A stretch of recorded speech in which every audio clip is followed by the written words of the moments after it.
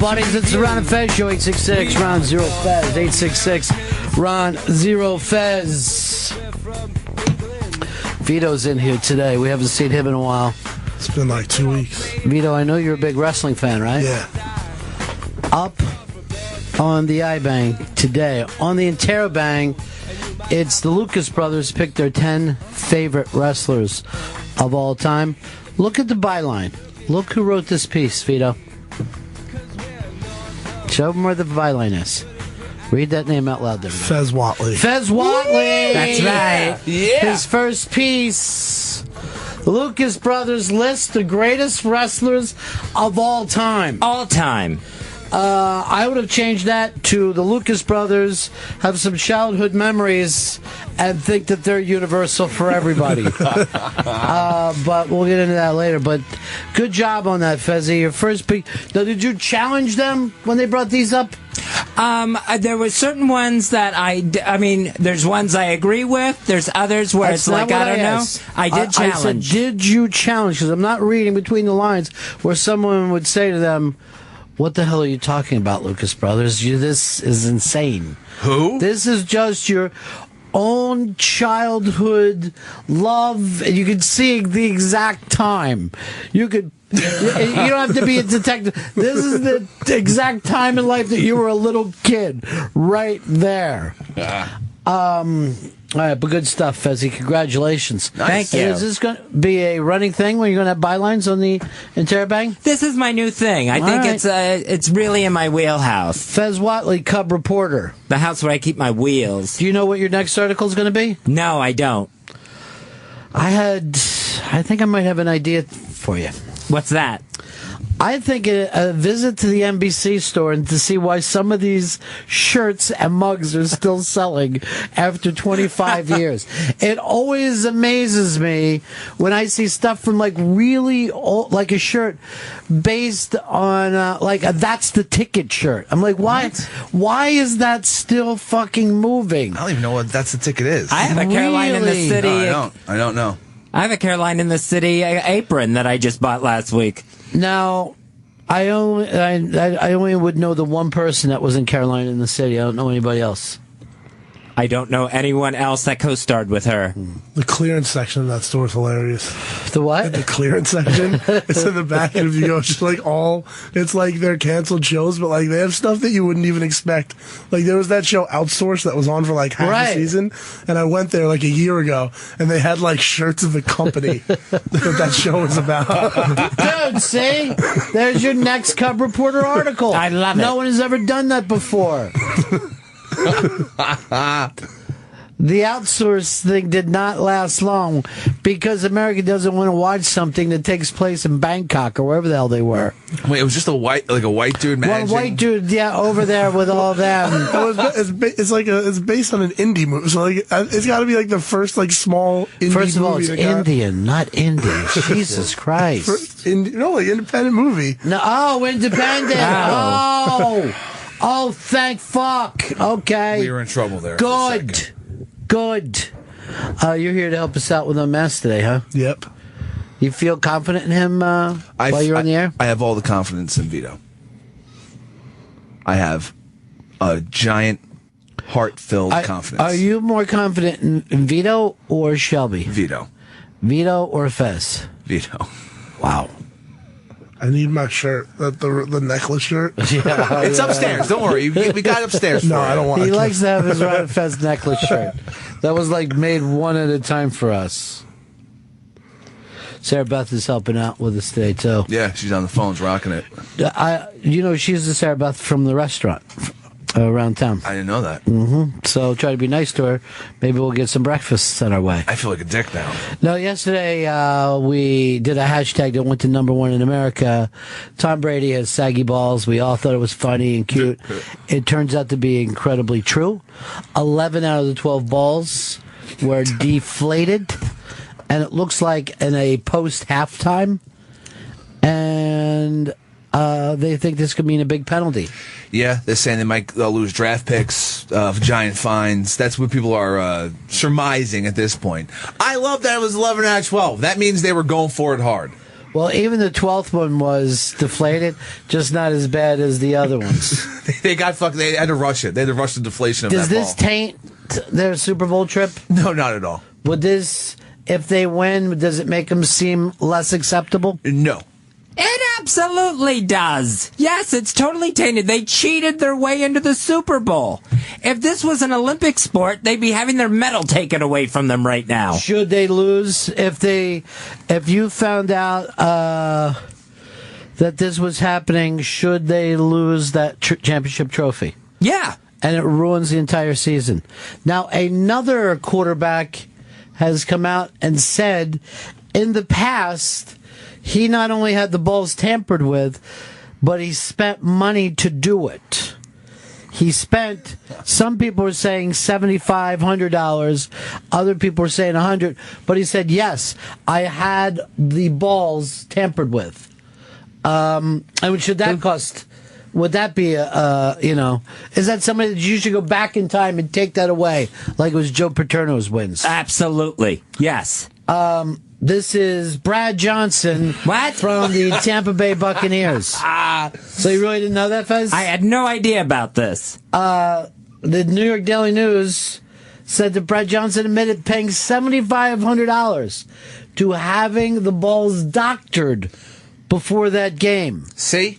I would say this is a known thing in the NFL. That guys do this all the time, but the Colt who intercepted that ball was just pissed at the end of the first half and cried and knocked out to the... He claims it wasn't even him, that somebody else said it. So he said, I didn't fucking feel anything about the ball. How would I know? I mean, I don't think most of us are going to catch a football and think, oh, that seems way off. But if this is such an important thing, why isn't the NFL in charge of the balls? The umpires have the balls in baseball, and always have. And the umpire will sit and check out a ball, and if there's a scuff, he throws it out. And he doesn't blame anybody, by the way. He just goes, flow out, give me another ball. Yeah. And the refs were handling the balls all game, and they didn't fucking notice it? This is ridiculous that people are going crazy. That's a good fucking point. The ref touches the ball every fucking play. How could they not know? This is babyish. It's insane. Well, Fez Whatley is leading to take away Tampa Bay's one and only Super Bowl victory. Bunch of cheaters. See, that's the thing. You got quiet on that, but that's the thing. You see that you have patriot hate, right? Not sitting here being an actual Solomon-type judge. David, you're on the Ron and Fez show. Yes, hey there, Ryan. I was going to say you're a social media genius for coming up with the Tom Brady has saggy balls hashtag. The Mike and Mike show, national show, of course, did the shrinkage hashtag. So good work. Well, I'm glad that they're learning how to do this. It's nice. It all has to start somewhere. You know what I mean? Shrinkage versus Tom Brady and saggy balls. I'm sorry. Come on. We destroy them. I've seen Seinfeld before, bro. Everybody fucking feels like I'll still drop a Seinfeld reference. There's even they're doing the double dip. You double dipped on a fucking commercial today. That bit is 20 fucking years old, and the commercial feels fine just to steal it. Yeah, they don't care. Some fucking commercial executive was like, I got it. I saw that Seinfeld. Did you just say a commercial executive? Yes, I did. Yes, I did. Congratulations, we're making you a commercial executive. Here's a cigar and a long car. Thanks! And I also love that none of the Patriots give a shit. Tom Brady's laughing at Why should they? Gronk. And by the way, this whole thing, if they take their fucking draft picks, so what? If I'm a fucking veteran player, take all the draft picks. I don't want any new guys coming in here. I'm good. It doesn't punish them. If you do a fine, they have all the money in the world. Draft they picks. Get that fucking Gillette money. Hell yeah. I don't think they cared about that 31st pick anyway. But who gives a shit? So if someone had said to you, would you trade your draft picks for a Super Bowl appearance? Yeah. I will. Please let me do that. And by the way, it doesn't fucking help stop being crybabies. Devin, you're on the Ron and Fez show. Hey, how's it going? What's up?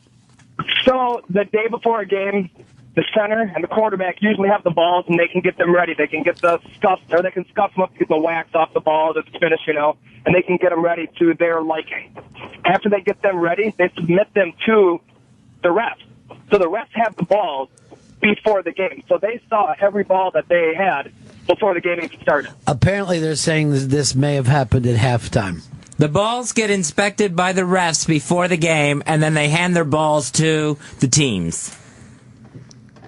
Well, the team should be able to do whatever they want with them.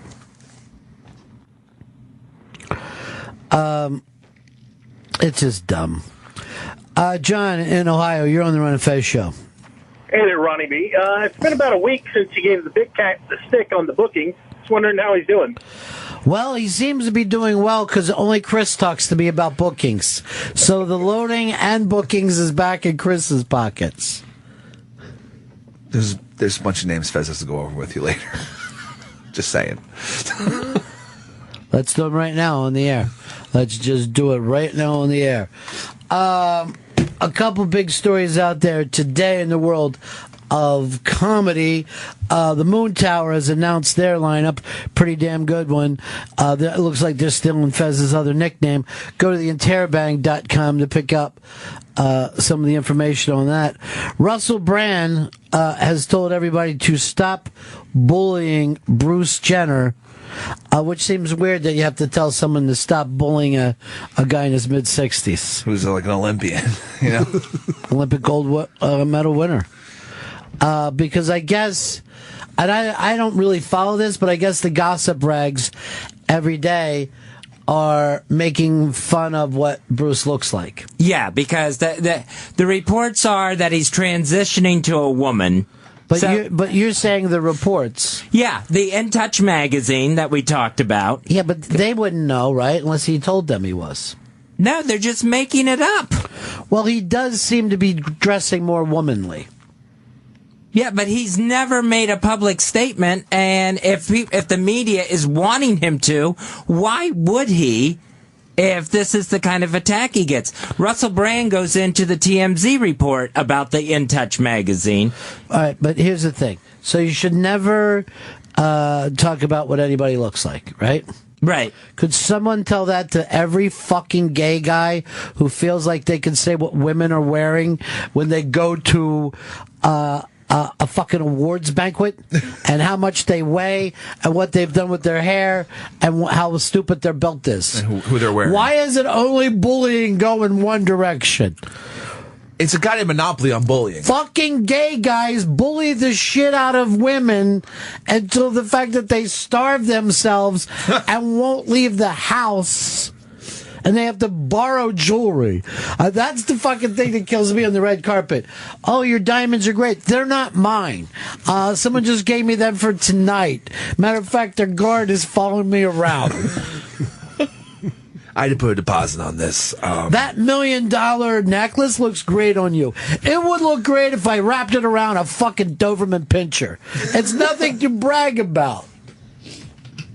But do you see where I'm coming with that, Fez? Until you sit up here and say, oh, the fucking Style Network should leave women alone, then stop worrying about Bruce. First of all, Bruce Jenner, Hicks called it, is the Iron Man.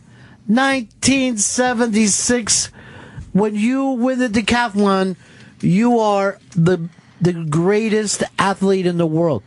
Nobody could shake this fucking guy.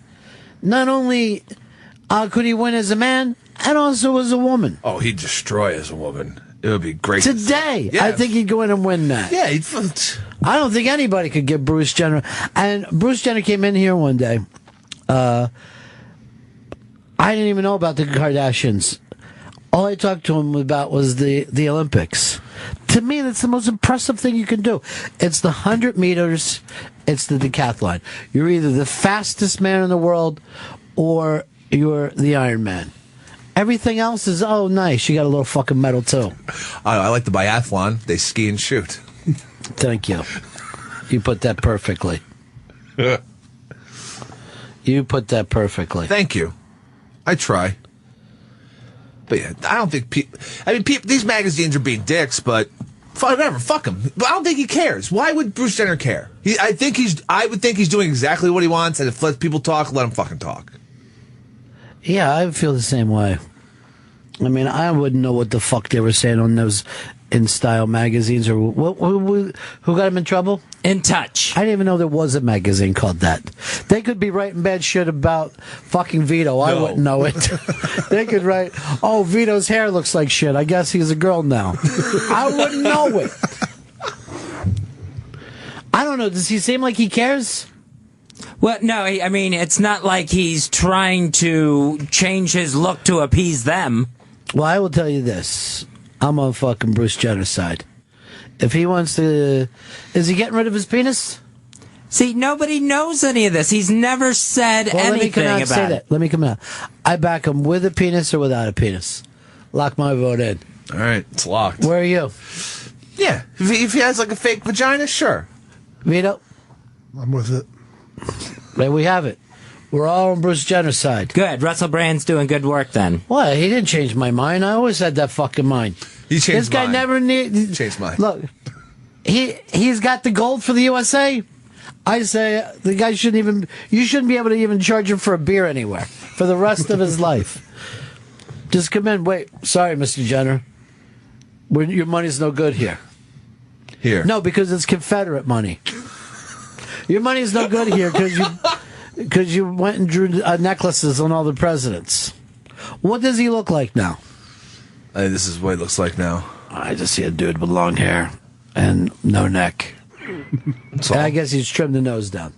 But here's the thing. You're never allowed to say what somebody looks like? You're not allowed to go on...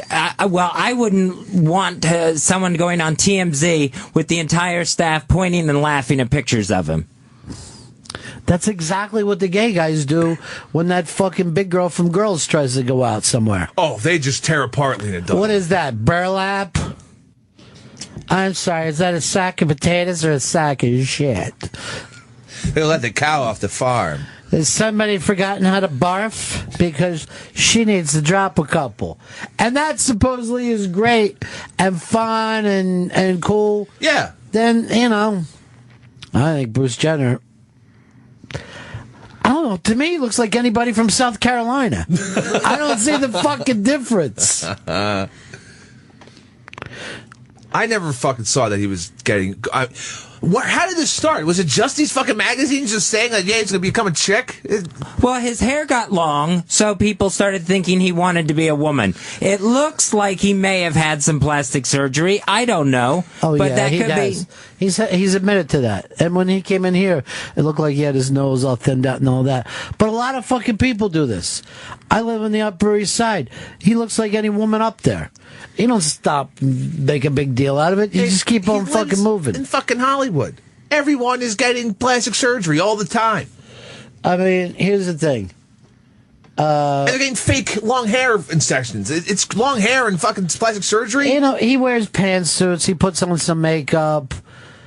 I saw fucking Bowie in the 70s. None of this impresses me. I was at the fucking Low Tour. What are you going to tell me? All right, but I'm on Bruce Jenner's side. What else is bothering you, Fez? What else is out there rattling Fez's fucking monkey cage today? I go Kevin Hart saying he will never play a gay character. Well, don't you guys also get mad if a straight guy plays a gay character? Don't you always say a gay guy should have got that role? Us straights can just never fucking win. I'll tell you right now, the funniest fucking gay guy in America is straight. It's that fucking dude on Modern Family. He's funny as shit. What's his name? Fizbo or whatever? Fizby? His clown name? Yeah, his clown name? Fizbo. Fizbo is fucking funny. So, what are you saying? You want Kevin Hart to play gay? Kevin Hart, it just has a little man complex, and he's throwing it towards gayness. But that's an attack on hiatus. You're being a hiatus. Good God, man. That's his You can't be a shortest, though. That's the same thing. I'm not a shortest. I like Kevin Hart. The fact that you say a little man complex. Isn't that what that's called? By the way, at most, you're 2 or 3 inches taller than Kevin Hart. Most. Here's the thing, and I'm going to be totally honest now. I'm going to stop fucking around. Kevin Hart is going for movie stardom, right? Yeah. if you're going for movie stardom, you got to give the people the same thing over and over and over. He can't do a lot of things if he wants to be a movie star. He's not an actor. You know what I mean? Mm-hmm. I mean, he's a comedian first, and he can't fuck with that. You know, I get that he can't play gay. What he should have said is, "Oh, if the right character's there, I'll definitely play gay." And then people like you would have just fucking ignored it. But he's being straight up, saying, "I don't want to play gay." You gotta appreciate him being honest. Look, a lot of these guys, if you're a fucking movie star, you can't allow yourself to get beat up in a movie.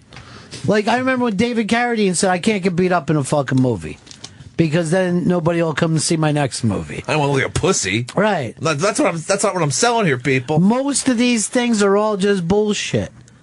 Arnold Schwarzenegger only gets seen in one really thin thing, and people buy into it. So Kevin Hart is probably right from that thing. He can't shake out of the Kevin Hart persona. Well, he's saying he would be too self-conscious if someone thought if people thought he was gay. So that just sends a message out to any of his young fans: be self-conscious about people thinking you're gay. Oh, you take it a little too serious, dude. What would you do if people start thinking you were gay? Finally be relieved? I would be fine with it. I am gay. A lot of people think you're not. What's going on over there, Tapey? What are you fucking doing? Sending a note to our booking department about the fishbowl. That's all. That's Fez's thing now. Okay. You're a load boy. I'm just getting those loads out after the show every day. Here's what I want you to do. Yeah. Get Shelby in his nap, and then you do the loadout work. You used to have somebody like you, right? Yeah. Well, people used to be there for you. Yeah. No more. Now Nobody will help you with the loadout. Dude, I'm the dude from the road, except I don't have that little kid with me. Like, my entire family's dead. I'm just fucking dodging cannibals. You found that can, though. There's some fizzy juice in it. I think if I was around for the road, I'd just fucking kill myself. Why bother? Day one. That's his wife did. Yeah, she made the smart move. Fuck this. What am I gonna do? Go to Florida to dodge radiation? What I do? Get a crossbow. What are you doing? Knocking everything down. Mars works so hard on that. I know. There you go. It's fixed. Crossbows are very useful. They are very useful. Yeah, I mean, look, you kill somebody with a crossbow, you take the arrow back, reuse it, kill somebody else. I didn't even think of it that way. Oh, yeah. You have that arrow back? Thanks. Yeah, I don't want to dig the arrow out of the person. Bullets are too one and done. Coen Brothers are going to be the jury presidents for Cannes, which the Cannes Film Festival. Now, here's the problem with that.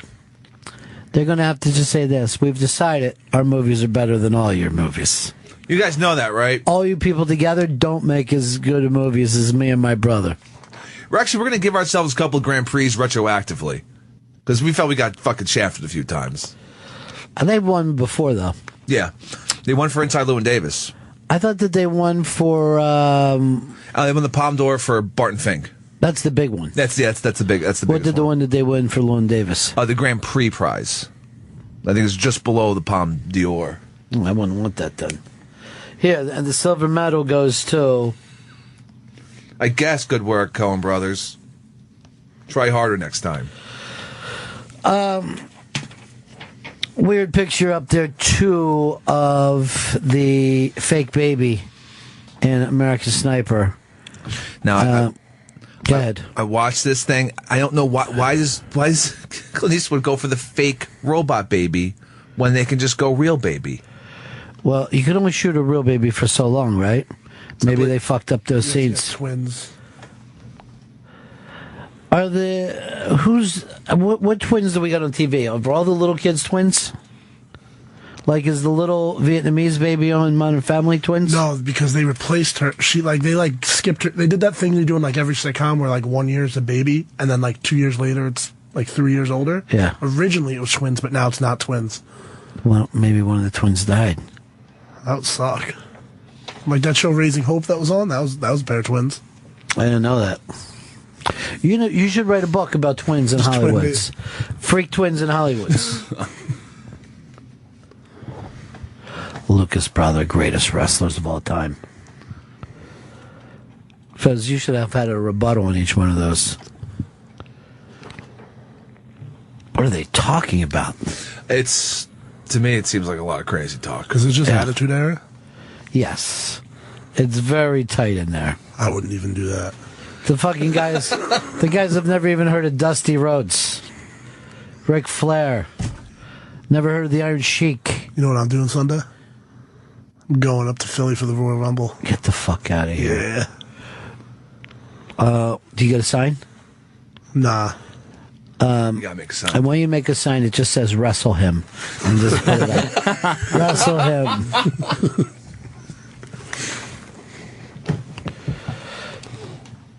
Where are your seats at? Ringside? Not at ringside. Like, you know, like floor seats when you're actually at like an event, like so that first row up. Oh, you're gonna be a fucking you're gonna be South Street. I'm by the ramp. Yeah. Why don't you do this? From your fucking seat, you'll be able to see your house back there in fucking Manhattan. No, it's the first. No, it's the I'm first, kidding. dude. I'm pumped. I can't wait.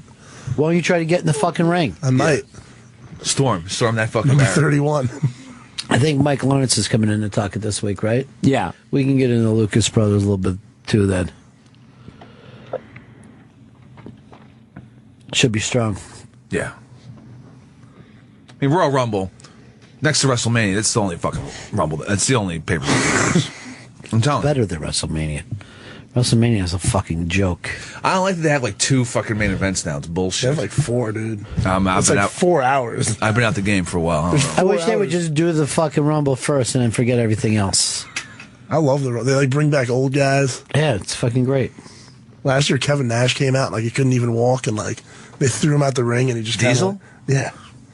Oh, you don't Big fuck Papa with Kevin. Pump. What was he before Diesel? He was Oz. And then he was like the Razor Man or some. Wasn't there a weird thing? Vinny Vegas. Vinny Vegas. Vinny Vegas. He was Big Daddy Cool, but that was Diesel. yeah. Oz, Big Daddy Cool. Oz, that's probably the one I was thinking of. Yeah, he came out in like with like a turban and like an old Yeah. man rubber mask, It was fucking craziness. and then he took it off and he was. And he had green hair. It's pretty cool. Can't beat it. I mean, that's why he's on top of the fucking world right now, isn't it?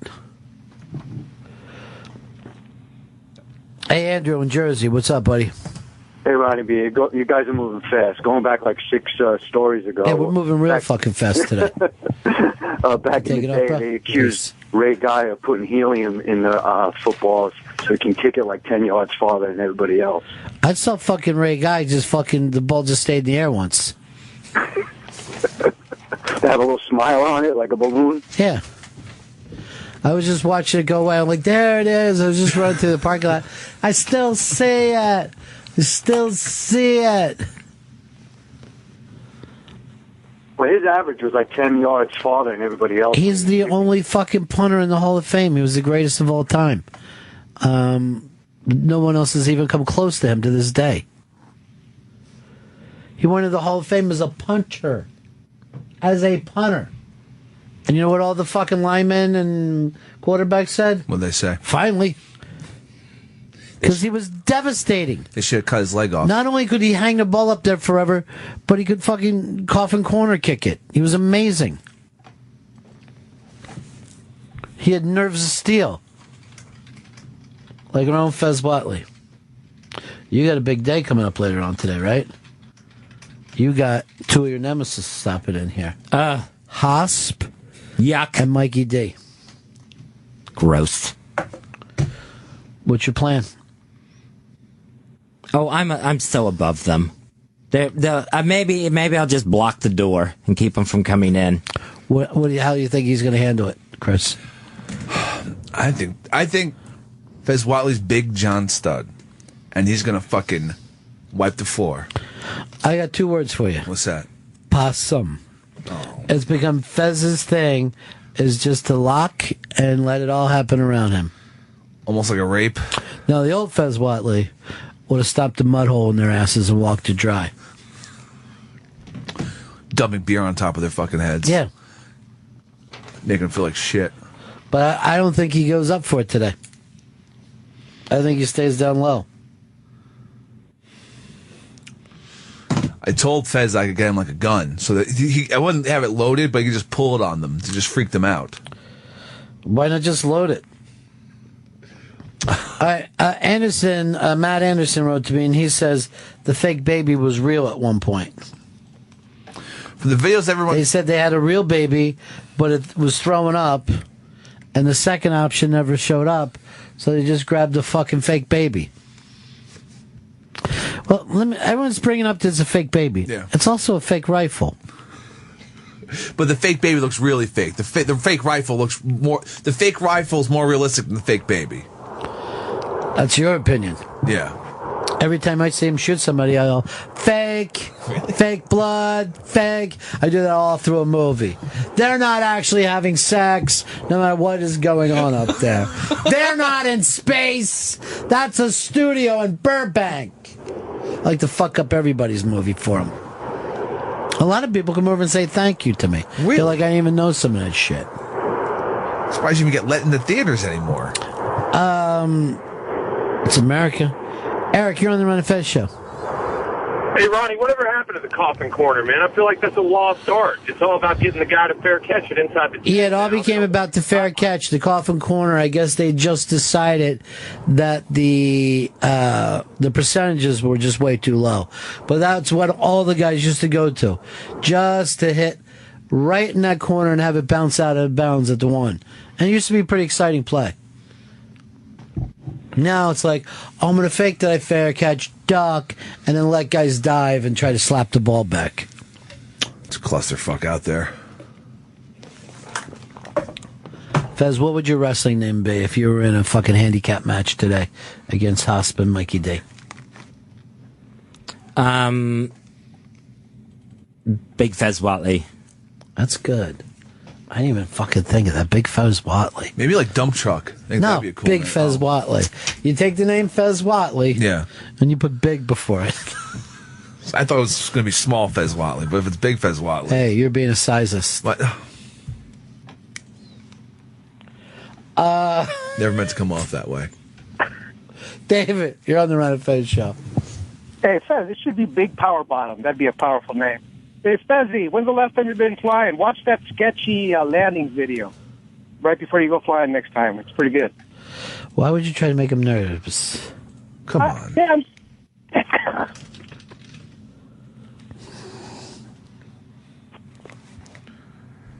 People just want to get in his kitchen. Sure. They know he's got a big battle today. I think you ought to mouth bang them both. That'll teach him a lesson. No one's going to stop him. I watch that shit go down, I'll be applauding. I'll fucking stand at the door to make sure no security gets in here. And we should open up the drapes just so people can see it happening. The fact that you even say that we have drapes is the gayest thing I've heard in quite a long time. Couldn't think of the word curtains, so I went with drapes. Here, give me that so it stops clicking. Thanks.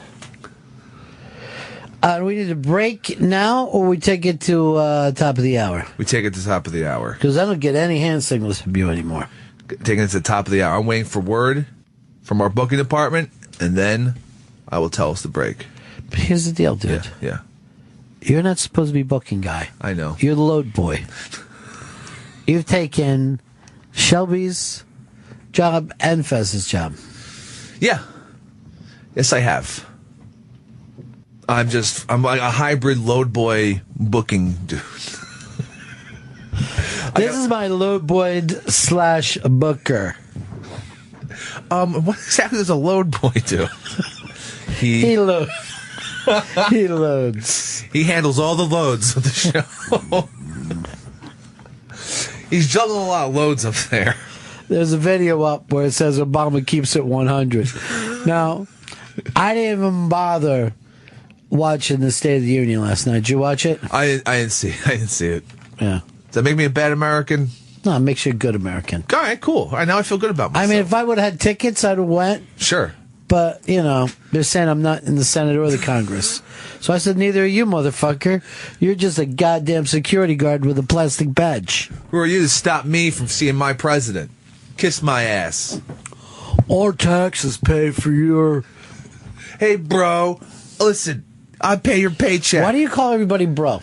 I started doing it ironically, and now I do it. It's invaded my speech. Take brother. Let's go back to brother like Hulk Hogan. All right. Look here, brother. There's some guys at meetings that'll really call you brother all the time, too. Like, hey, brother. Welcome, brother. Have you been here before? I'm like, who are you? Fucking Jesus of Nazareth? Or just a guy that used to do meth? We're all brothers, right? That's the word out there. Hey, sister. See, you can't get away with sister like you can with brother. I think. Well, black people can. I think a white guy can say, "What's up, brother?" But a white guy can't say, "What's up, sister?" Because I think it's too racial. I can. No, you can keep it like it's some kind of like middle of the country Baptist. Ah, that's smart. I didn't even think of that. Plus, I call a lot of women Sister Christian after that fucking great song. Oh yeah. And your motor's in. What's that band that does that? Night Ranger. It would really be funny to go to a Night Ranger show and just keep yelling Sister Christian the whole time. And they're like, hey, dude, we're going to get to it. No, every song should be it. No, don't play anything but Sister Christian. That's what we want to hear. If I was them, I would be trying to see if we can get everybody to come in and recreate the fucking firecracker scene. We need a small Asian boy. From Boogie Nights. I need an Iraqi. Small Asian dude. I need some fireworks. You need a big black guy with a gun. 2 wired out cokeheads.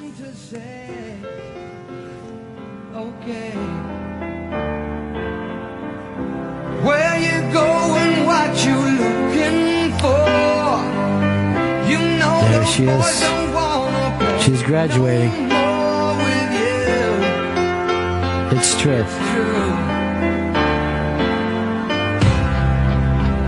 Can you imagine the producer when he's like, wait, where did you guys get this song from? Did you steal it? I've heard the rest of the album. You must have fucking taken this from a really fucking snappy pop band. This came from you.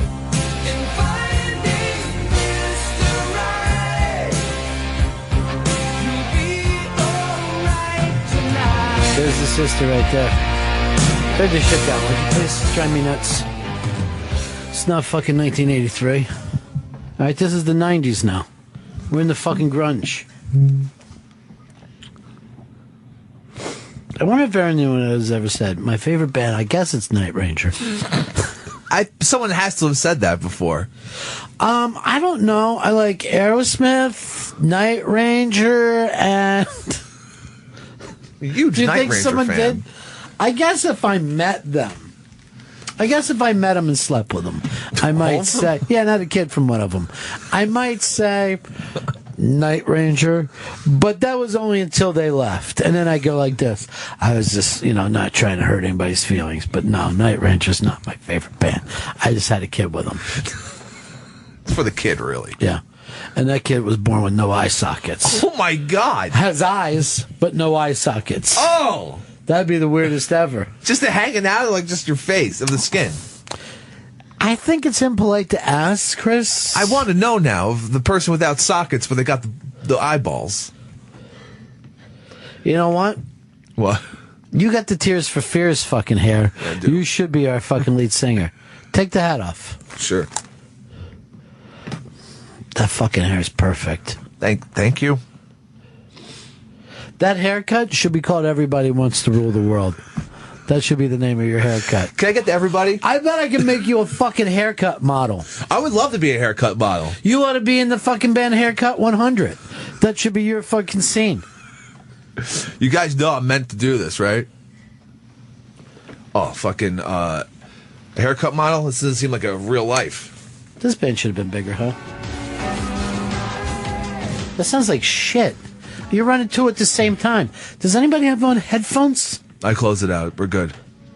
No, it's too late. You don't fucking go for your... It would be like if there was a musical cue that something was supposed to be hit on it, and you missed it by 4 seconds, then you don't go back to it.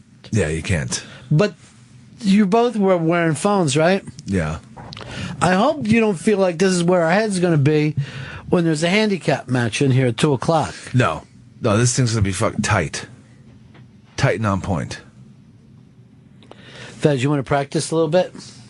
Me and Hicks will play the part of Mikey D and Hosp. Who do you want to be? I want to be Hosp. Sure. Okay. I'll be Mikey D. Okay. Hey, Fez, thanks for bringing us in the studio, dick. He hasn't brought me in a long time, right, Fezzy? Since back there in D.C., when you panicked? You can't take it from us, Fez. You got to, you know what I mean? Yeah, I'm panicking. Sorry. It's just us. Hey, Fez. We're not really going to lay you out for real. That stupid idiot Chris never got back to me.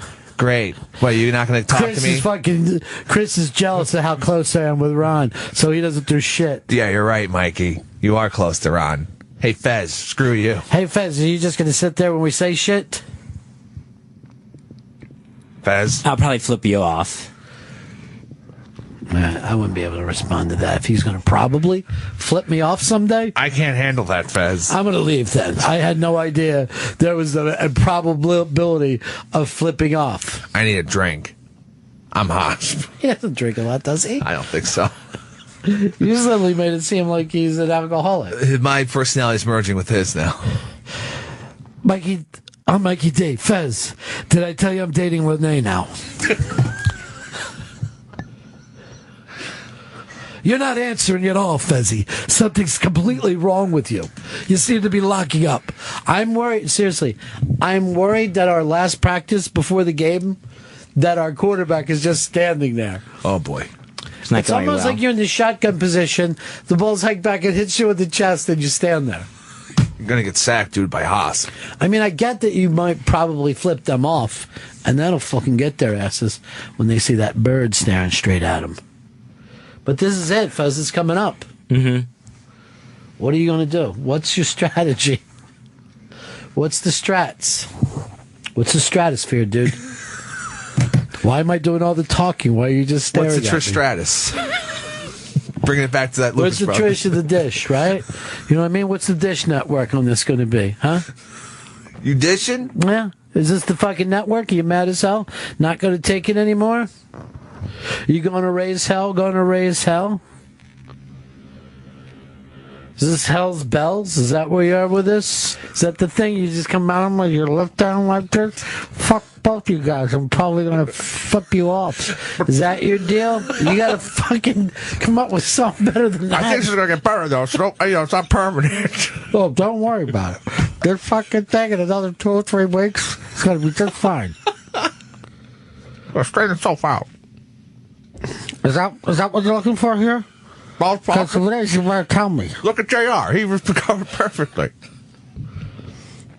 What's the story with JR? You never see him around anymore. I believe he just started a podcast. Really? Yeah, I believe JR's got a podcast. Is there an American without a podcast? No. No, there isn't. The Ross Report. That's it. It's the Ross Report. He shares his brings his incredible celebrity roster of friends, his insight analysis of today's wrestling stars and storylines, and you to his weekly discussion of everything squared circle. Where you going, Big Cat? I gotta get the fishbowl set up. Okay. Why wouldn't you let us know? I'm gonna go over there now. Okay. I'm worried about you on the 2-for-1s. Never even looks back. I'm starting to worry about Fez.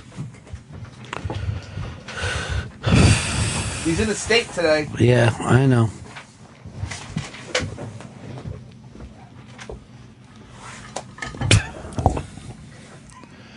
That was crazy. We were just trying to help him go in all those different directions. Yeah, it's fun though. You know, I thought it was we almost got through to him with the Bell's palsy thing because he was acting like he had it when fucking Mikey D and Hosp, the characters were in here. Yeah, well, I don't know. I'm be fucking totally honest here. I'm a little nervous about this battle today. He doesn't seem to be himself. No, he should be stronger, because I know he's on the phone when Mikey's on there. He just fucking hates him. I know. But he's got to be able to take him to Shakedown Street. Turn him into his little bitch. The biatch. Fucking B. Arthur. You know what I'm saying? Oh, yeah, I got you. Come in here, Aunt B. Mayberry time. Stay's just laying down. Yeah, but maybe that's the thing. Bad practice, good game. Okay. Like, get it out of his system now, and then when it's time. Rob Little would like a little shout-out playing the Skyline Comedy Cafe in Appleton, Wisconsin, Thursday through Saturday. Check them out. It's a very well-known club. And, of course, Rob Little, always really, really funny.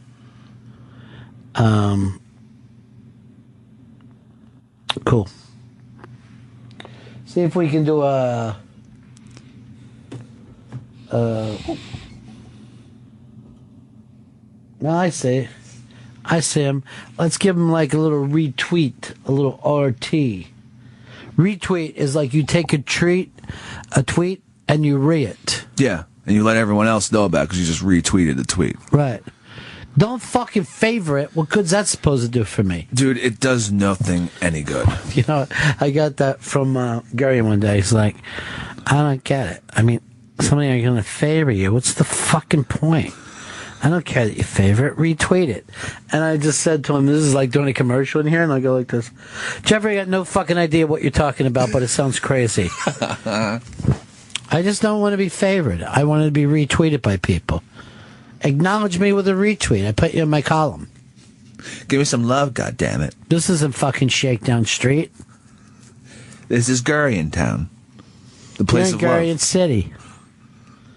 Imagine if he should be the mayor of New York, Jeffrey Gurion. He should run on Hello, I Must Be Gurion. And it just looks like he's scurrying, but he's Gurion. People would love it. That the taxes are the rent's too damn high guy got on there. Why couldn't Gurion? Yeah. Gurion should be on that fucking panel. Why not scurrying with Gurion? Gus, in Kansas. Ronnie, in what world can a co-host, say it's Mike and Mike, and something needs to be done, and the fucking co-host gets up right after the show starts and leaves to go set up a fucking fishbowl? That's not his fucking job. He needs to be on there with you. What the fuck's up with that? Well, I think a lot of time one of the mics will get up and go in the other room and start setting up chairs. I think that happens. Right. It's just the way it is in places. Well, it's not like, right. I think Anthony's just setting up chairs now, and he'll be back. Wow.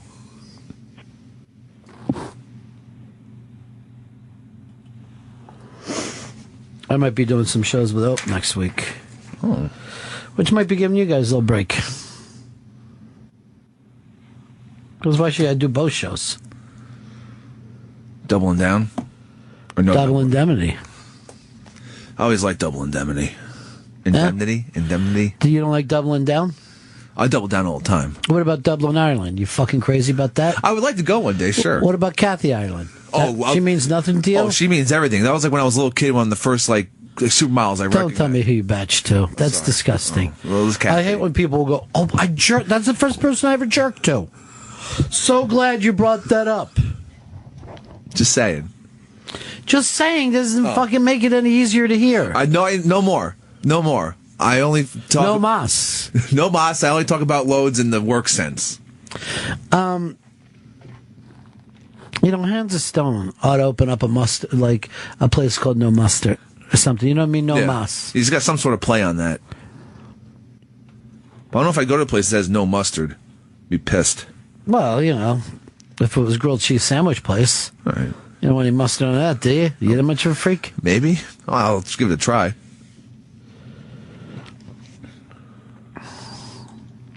When Fez like, maybe I'll give you the bird, was the fucking craziest thing yet. I felt weird when he said that. I know.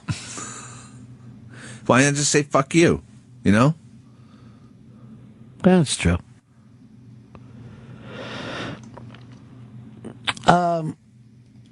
Greg in New Hampshire, how you doing, buddy? Hey, what's going on, boys? Hey, Ronnie, speaking of Shakedown Street, wonder if you and Pepper heard about the core four members of the Grateful Dead getting together with Trey and Bruce Hornsby for a big 4th of July blowout at Soldiers Field. 3 shows. It's going to be huge. Yeah, it's going to be amazing.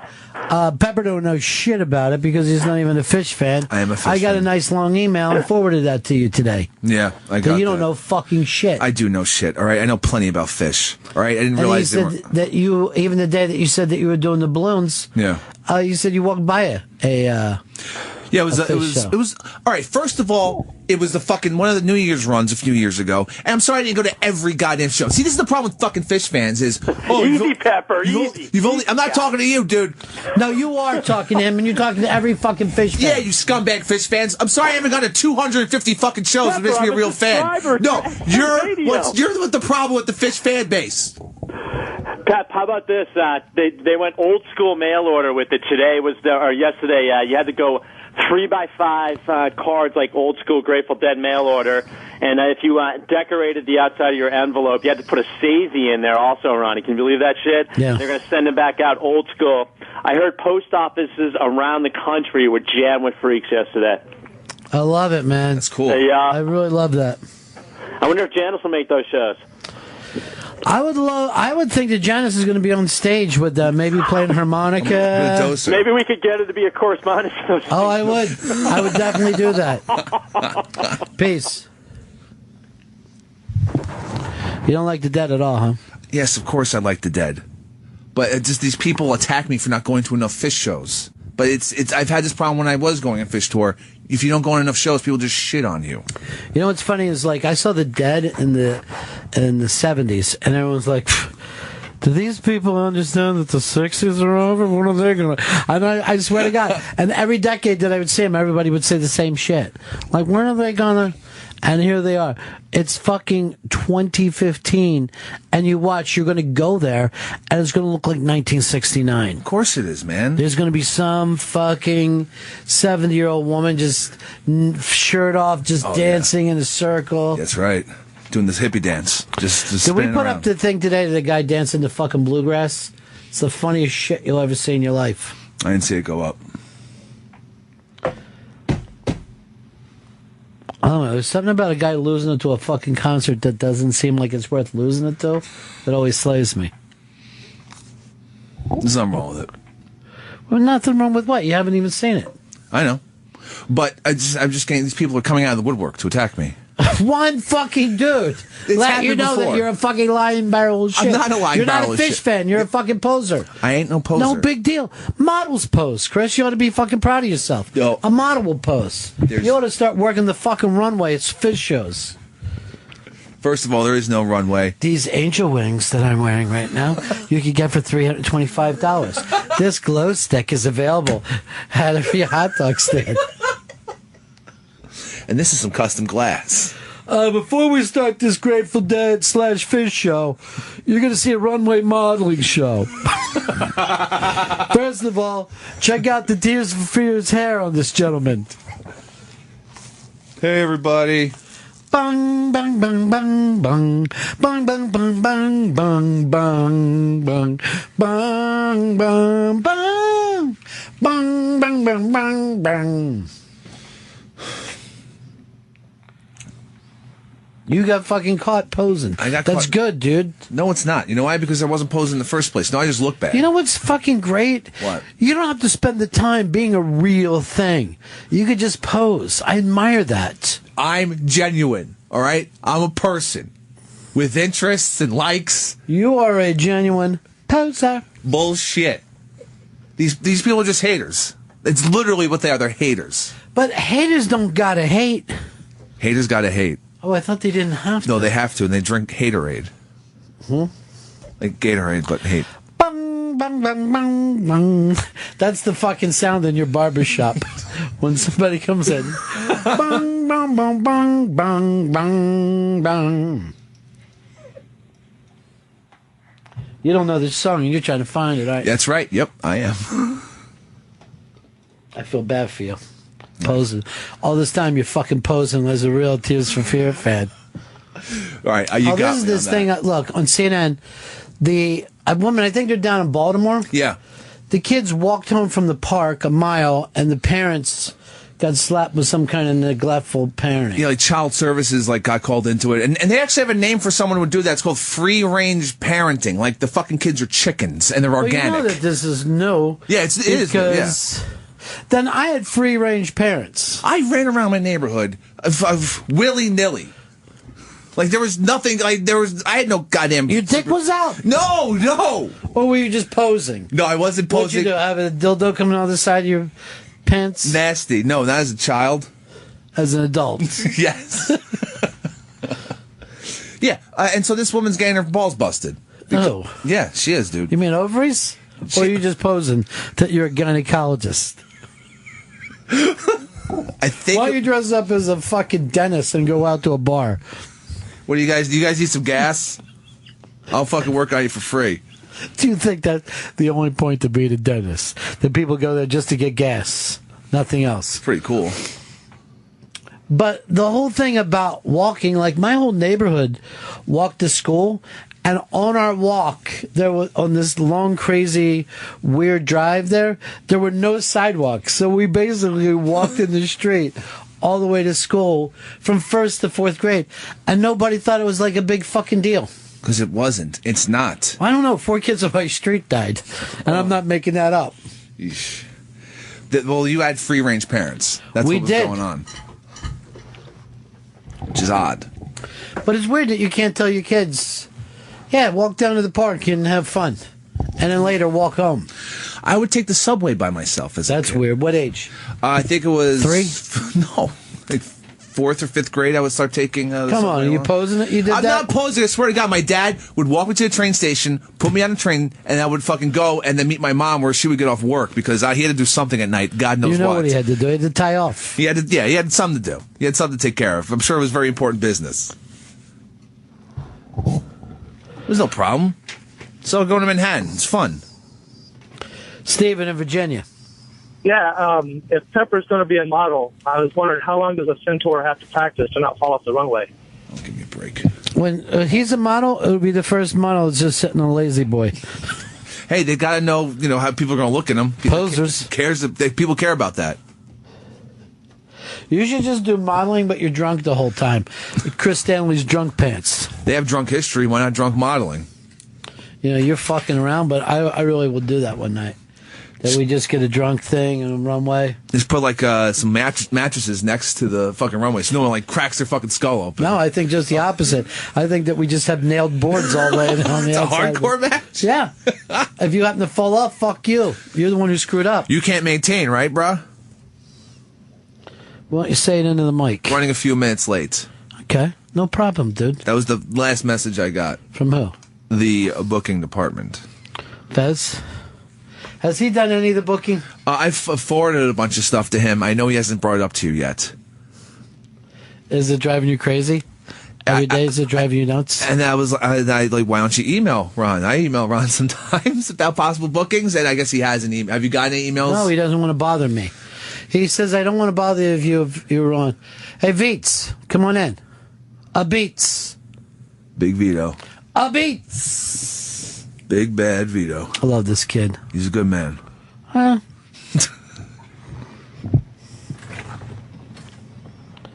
You get all your folks in? They are waiting in the lobby. Okay. Checked them all in, did a little attendance roll call. You fucking locked it all in. Yeah. Cool. Good. Like to hear that, Vito. They were like, we're so pumped that you're the guest on Unmasked. And I was like, wait, guys. That's not the case. I would just sit down and do it like a pre-show with Vito. You still with your chick? Yep. A lot of people are predicting it ain't going to last. That's a fair assumption. Assumption? Turning into It's Chris. assumption. It's assumption. You guys ever have big fights? Oh, yeah. I'm living together. You hit her? I'm the worst to live with. Slap her around. Oh, yeah. My mom did everything for me, so I don't know what I'm doing. Your mom loves you. Mom loves me. She texted me today. What'd she say? She was like, why didn't you you text me yesterday? And I was like, because... It's every day? Yeah. Wow. I'm supposed to. It's a lot. So I was like, look, I fell asleep last night at like 9 p.m. I'm sorry. If you could get away with it, would you marry your mom? No. I don't, Date? No, she's If crazy. you could get away with it. She's fucking crazy. Like, my girlfriend's crazy, but my mom is a whole different level. Who's better in bed, though? I don't know. Right now, it's a toss-up. Could go either way. You know, it's a push 'em like this. Is there any line on the Super Bowl? I saw yesterday it was Pats -1, which is still basically a... Yeah, it's a push. Yeah. Who are you picking? I want the Pats to win. And I don't know why. I don't like seeing teams win 2 times in a row. But don't you want to see fucking a dominating team? I want to see one team win 3 times in a row because I've never seen that in my life. Has it ever been done? Not the Super Bowl, no. Yeah, but my friend. Yeah. They've been to 3 in a row. Been 2. But fucked up. But no one's ever won. Who, Buffalo? Buffalo did, and I think the Dolphins went to 3 in a row and won 2 of them. Could be wrong about that, though. Did Buffalo win any of them? Not one. That sucks. Buffalo's got That's the worst. fucking donut for themselves. Don't worry, they got Rex Ryan now, though. That's right. And he's talking about bringing Mark Sanchez to Buffalo. They'd love to have him. That's because him and his wife like to fucking... All she has to do is paint the green-blue now. She's just like... Yeah, she's good. She's got nothing to worry about. They like to fucking menage him. I love Rex Ryan. I miss him. Yeah, you can see him the same amount you did before. It'll still be on TV. Yeah, I mean, it's not like you live with him. No, what I mean, like I'm gonna text him every day. I'm gonna like miss him as a mom. Jets coach. Like I liked him. I don't know why they would fire a defensive coach and then just go get another defensive coach. That doesn't make sense to me. But I don't know. Look around. You see the Mad Dog here? No one gives a shit. Good point. Matt in Virginia. Yeah, hey, Ron, my faith in the show is shaken. I mean, Pepper's no longer a fish fan. Doesn't mean he doesn't do drugs. He doesn't drink. Nope. Is he a centaur? I'm a dude. I do enjoy fish, and I enjoy the occasional cocktail. He's a zebra centaur. Oh, okay. And the little red arrow needs to go up still because he still touches kids? No, I never did, and I don't know why I have to even address these accusations. He never did and probably won't. Right, Chris? Definitely won't. That's what I'm saying. I mean, anything could have happened. No, this couldn't happen. Well, we don't know. This could not happen. Look, it's snowing in D.C. Wow. We're supposed to get snow here tonight. I didn't even know that. Yeah, 17 inches. Jesus Christ. Or is it 3? It's either 3 or 17. Well, it's a big difference. I'm calling school off right now. Good. Kids are going to be really happy. I'm at my school. Oh. Drivers. Do. What are you texting back and forth? You're driving me nuts over here. I'm looking for updates. You're like fucking... It's like I'm hanging out with a teenage girl. I'm going to Snapchat Fez. What did I miss with that? What, Fez? I brought up that JR has a fucking podcast. Oh, okay. Did you listen to all the wrestler podcasts? I listened to Stone Cold and Jericho. I listen to them at the gym. All right, getting big. Getting fucking... Yeah, it gives them the motivation to go on. Yeah. And watch wrestling. And then I just got into cereal. Tony in Brooklyn, you're on the Ron and Fez show. Ronnie, I don't want to be your producer like Chris Stanley, the Centaur, but how about having a favorite, Fez's favorite interns, and then bringing back Cumber Snatch and Freddie and all these guys? And I definitely want to do something like that for Fez. Because he seems to be, and it might be just me, in a little funk lately. Oh, he is down in the dumps. He's a junkyard dog. He's living in the dump right now. He's JYD? Yeah, he's JYD. All right, well, give me one idea that you think could make Fez feel better. Maybe throw him a party? Sweet. I'm all up for that. I like that. Fez party. To get him, because, I mean, he threw me that 30th birthday party, but to just make a day for Fez about making him feel good. But don't make it his birthday. Yeah, just exactly. Do it on a different like a thing. random day, like a true surprise party. All right, I know what his favorite meal is. Okay. Boiled ham and boiled cabbage. I'm going to write that down. All the flavor boiled out of it, but the stink left behind. Do you have a good boiled ham and cabbage place in the city? I'll find it, don't worry. Actually, I don't know if we could bring a bunch of things in here that would make Fez happy. The last time I brought somebody in to make him happy was a Buccaneer, and then a couple of years later, that guy made him cry. Yeah, he real bad. Warren Sapp, man. Hey, we got a signed basketball? We have a few signed basketballs up. Anything big enough to do, a big March Madness? I'm not sure. Shelby has the inventory. You're gonna have to take that from Shelby. Then you're gonna have to become inventory boy. Okay. Because you've already taken the loadouts off of him, right? Yeah, I'm load boy. I guess I'll become stock boy as well. How about stack boy? All right. Where I call you fucking Stacks. Every time you go to get coffee, I shoot you in the back of the fucking head. I like the last part. I mean, Stacks was a great character. Didn't like seeing him fucking get killed. Plus, you wear the same kind of underwear as him. Oh, yeah, definitely. I didn't want to reveal that on the air, but I guess I had to. Well, you're a model. They're going to fucking end up seeing your package anyhow. You can't get around that.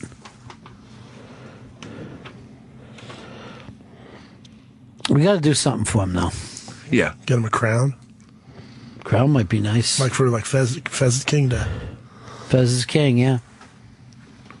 Make it a hashtag. Sure. Oh, these are fucking great ideas. This kid is, to me, is like the new Chris Stanley. Oh.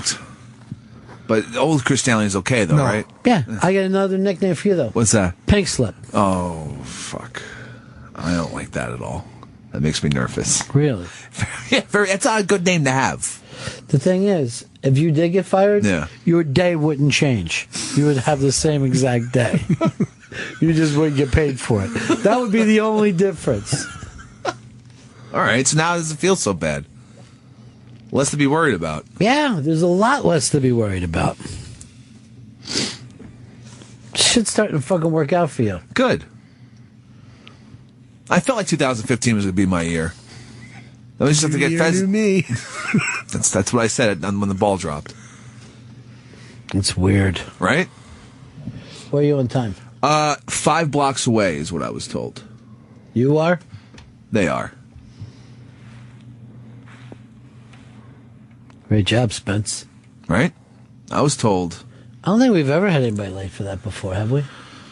Oh, Gilbert. That was just... Gilbert didn't know what fucking day it was. We had to go down and get him. Yeah. Let's see. When did I become interested in comedy? He's great. Yeah, he's fucking funny.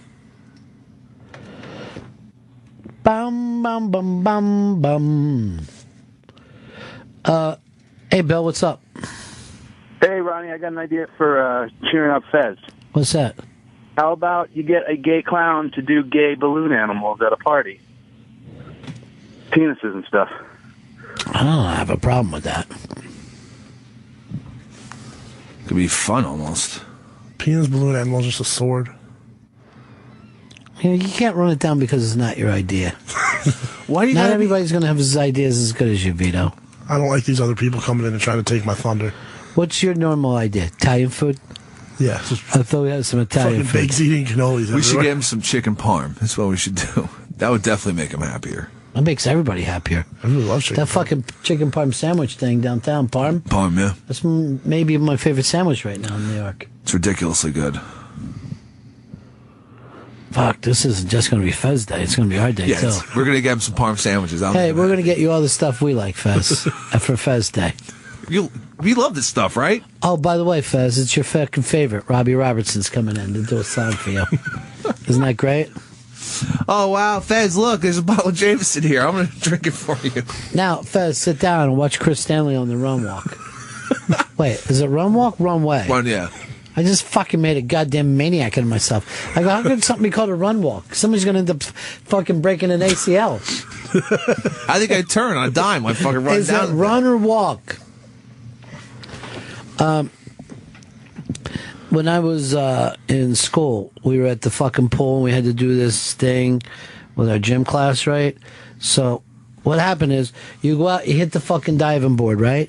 And the kid who was next gets to say dive or jump when you're in the air. So you were supposed to, once you heard it, you go into a dive. If you heard jump, you go into a jump. So there was a kid in our fucking class who had a hearing aid, right, that he had to take off for the swimming thing. He goes out and he hits it, and I'm the person there, right?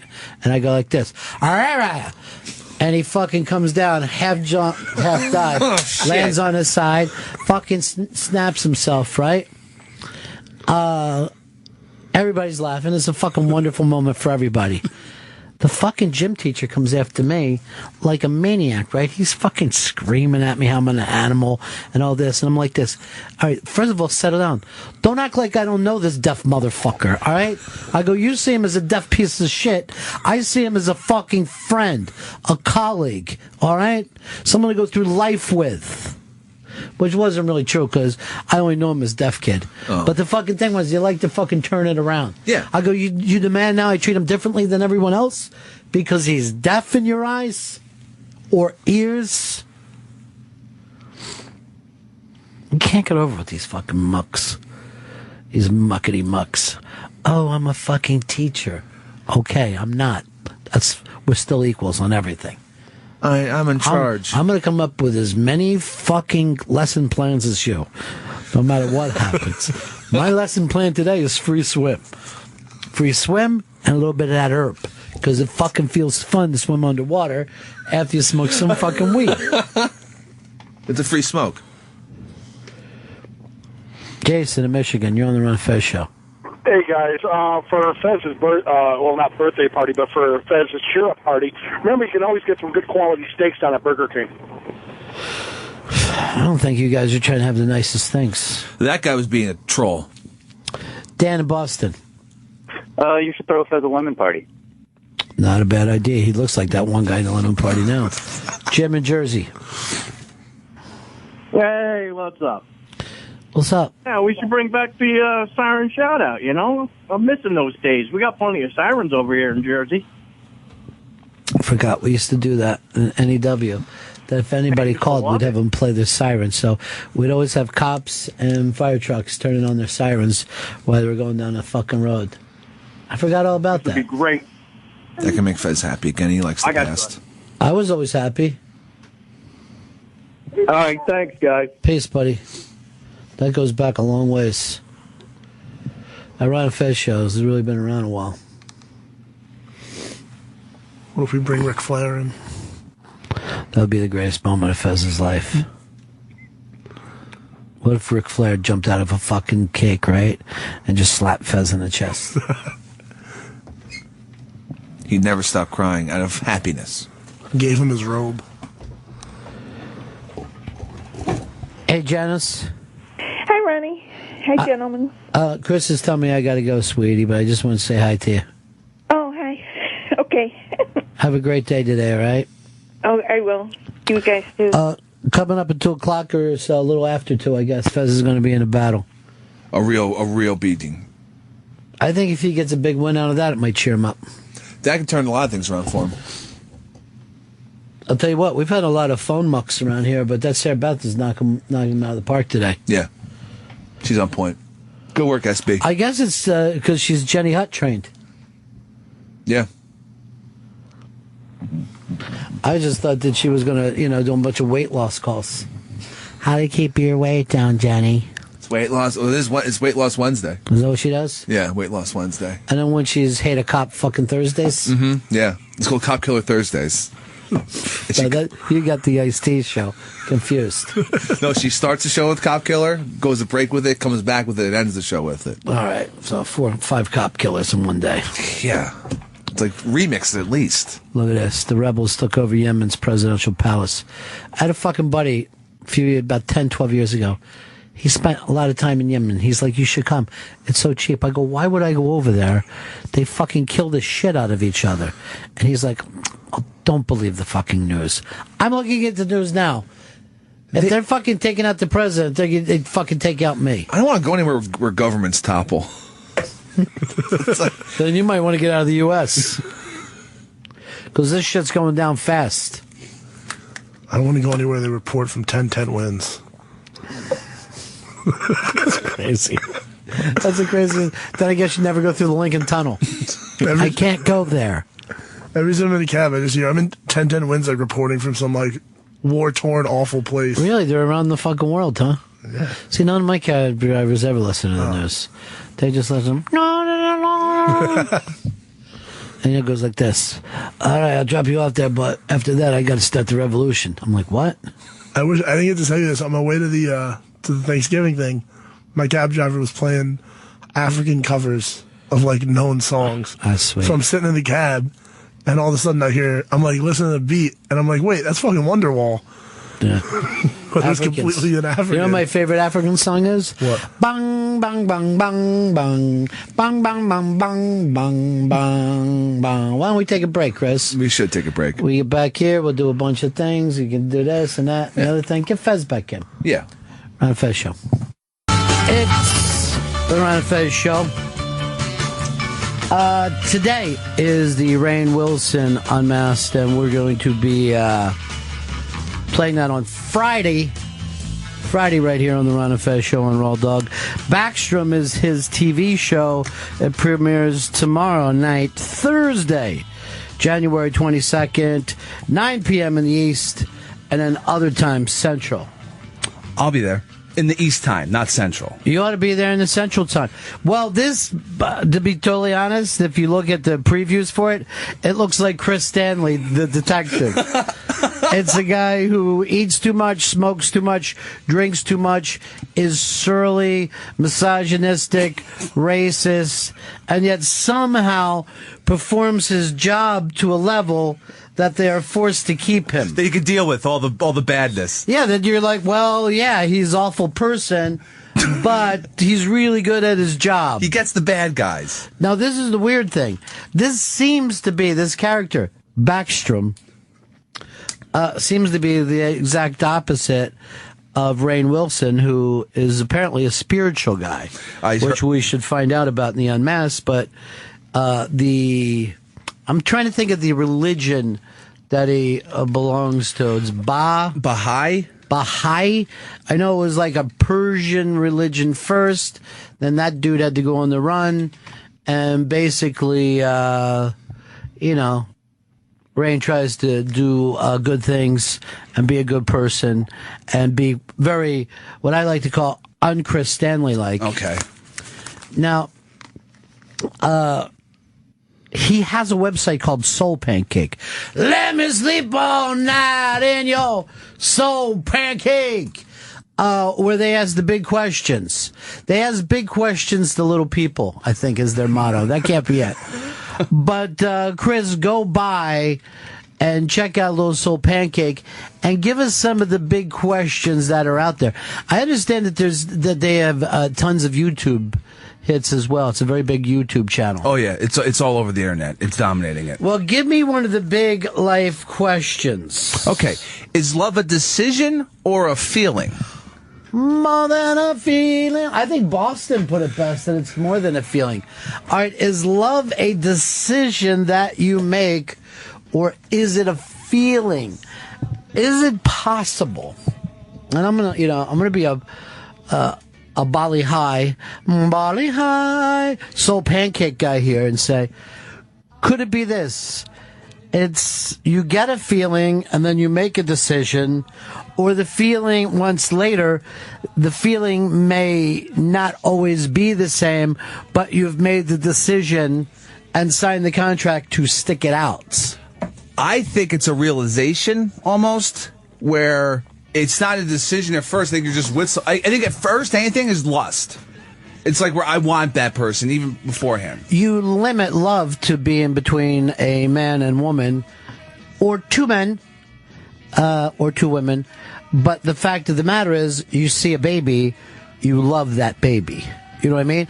Like, it's no doubt that I feel stronger for my sister's kids or my niece's kids than I do just any kid.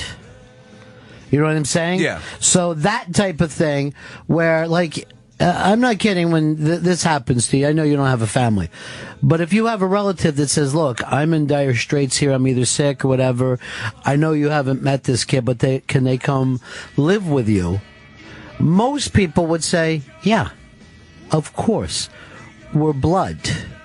Which in some ways is a decision on the way to live your life. But when you even see those kids, when you see your own kids or your, nieces and nephews, there's an immediate bond that feels more like a feeling than a decision.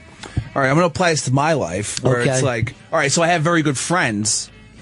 I think, and if they had kids, right, and something screwed up happened, and I'm like the last man on the totem pole, they got to go to me to take care of them. Yeah.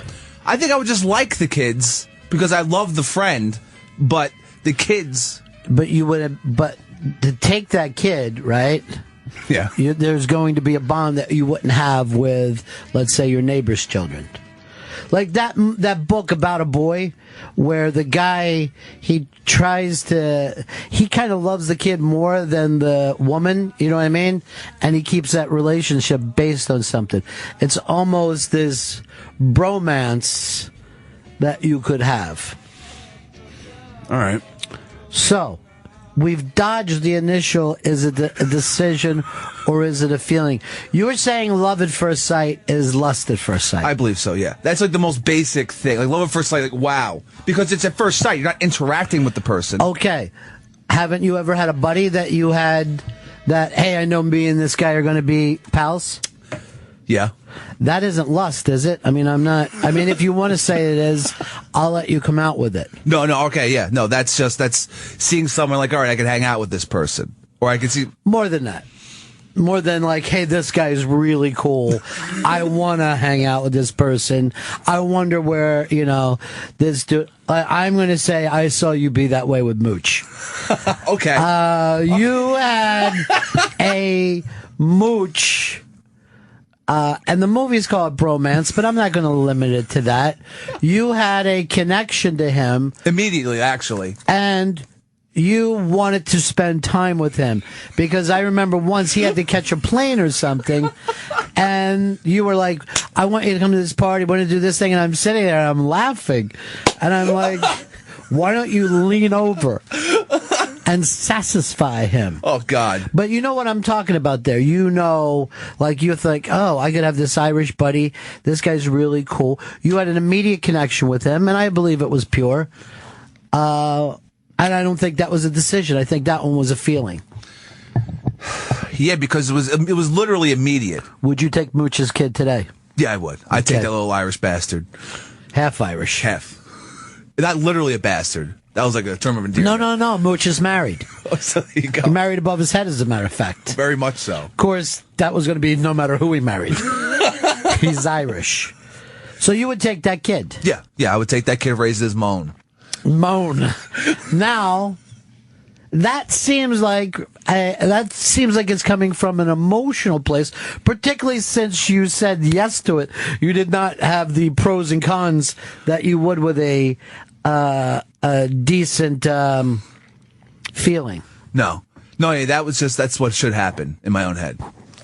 All right, so now you're saying it's a feeling, not a decision, and nothing to do with lust.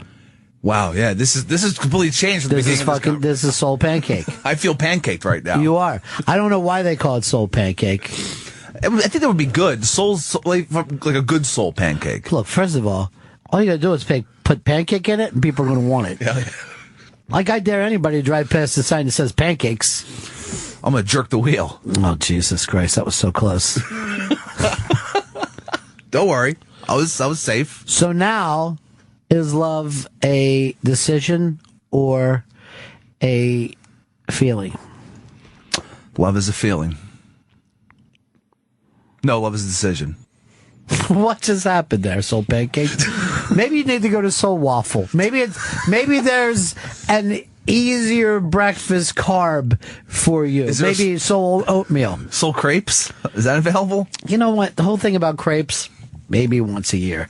But you could not make crepes a normal thing in your life. It's just like a ridiculously thin pancake. It doesn't do it for me. But the shit that they put inside, you're having some kind of rotted fruit or cheese or whatever. It gets a little rich. I'll tell you what I hate is a savory crepe, as some people try to say.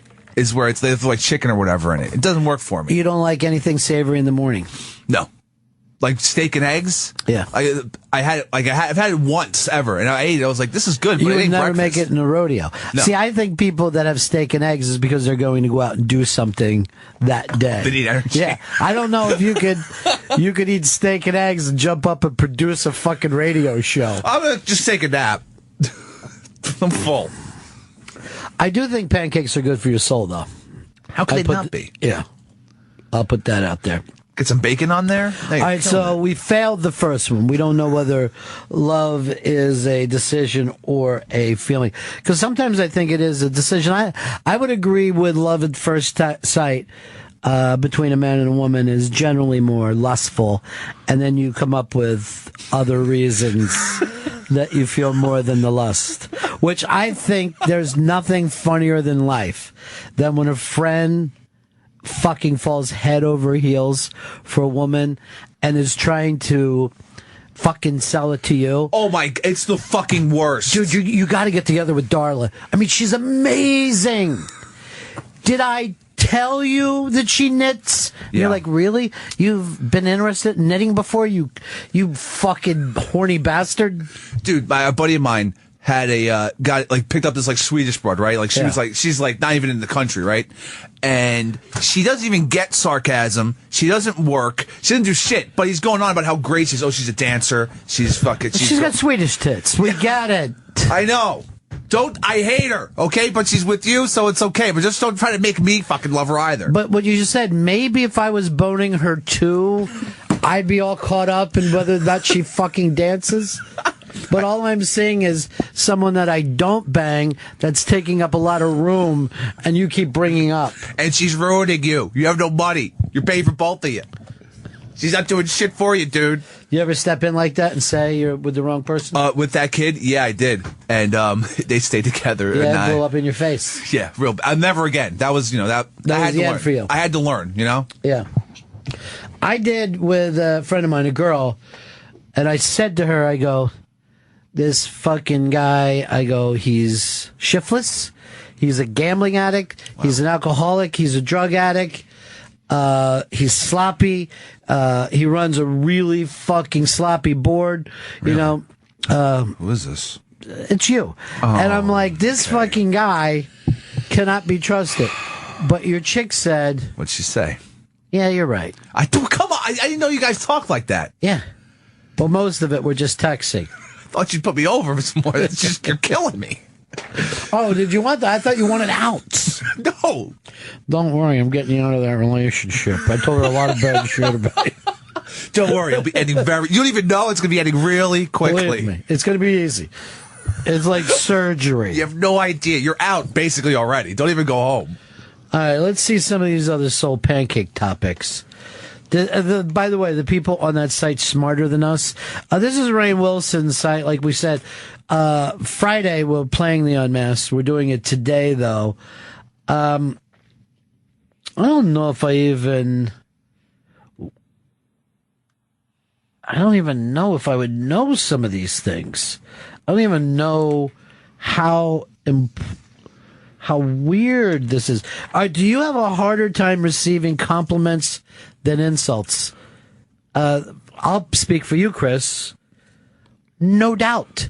You shake off a compliment so fucking fast, it's unbelievable. I hate compliments. Fucking rail me all day long, but fucking I get one compliment, I get real uncomfortable. Now, why do you think that is?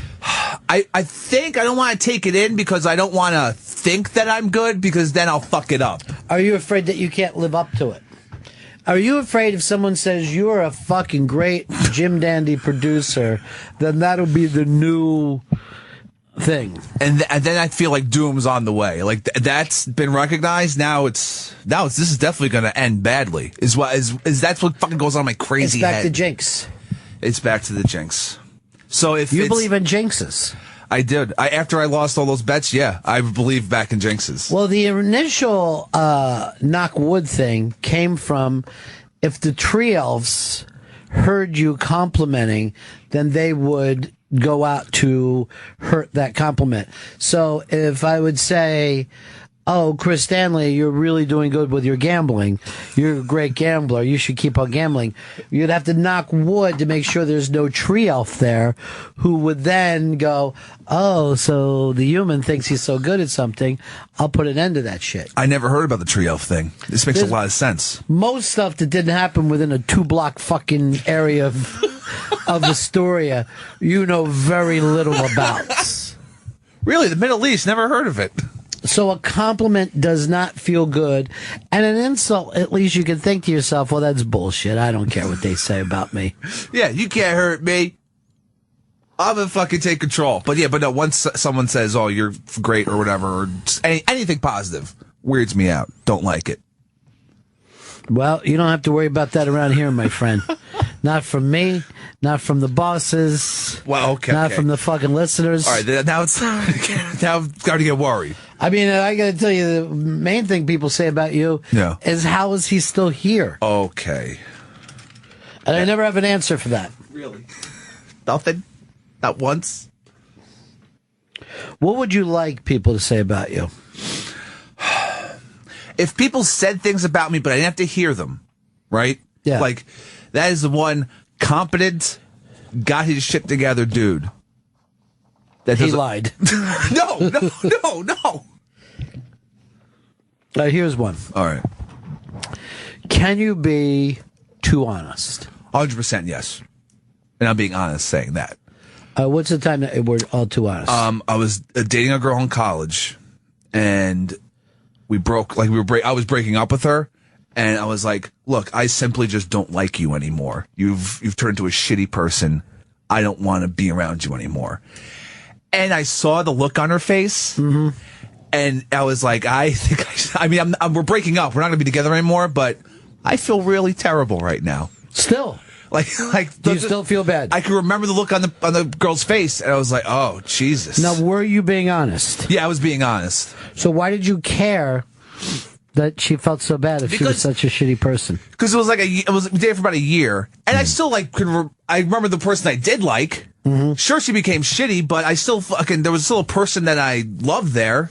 But seeing, I should have just lied. I should have just said, "Look, it's me. I'm the you know what? I could write a book on breaking up, because I think this is the only way a guy can break up. Is that you just behave so poorly and get caught doing so many things and trapped in so many lies that she breaks up with you. And then you could just go like this. No, you're right. I get it. You got every right. I mean, this is crushing to me, but I'll see you later. Then that way she's not going to.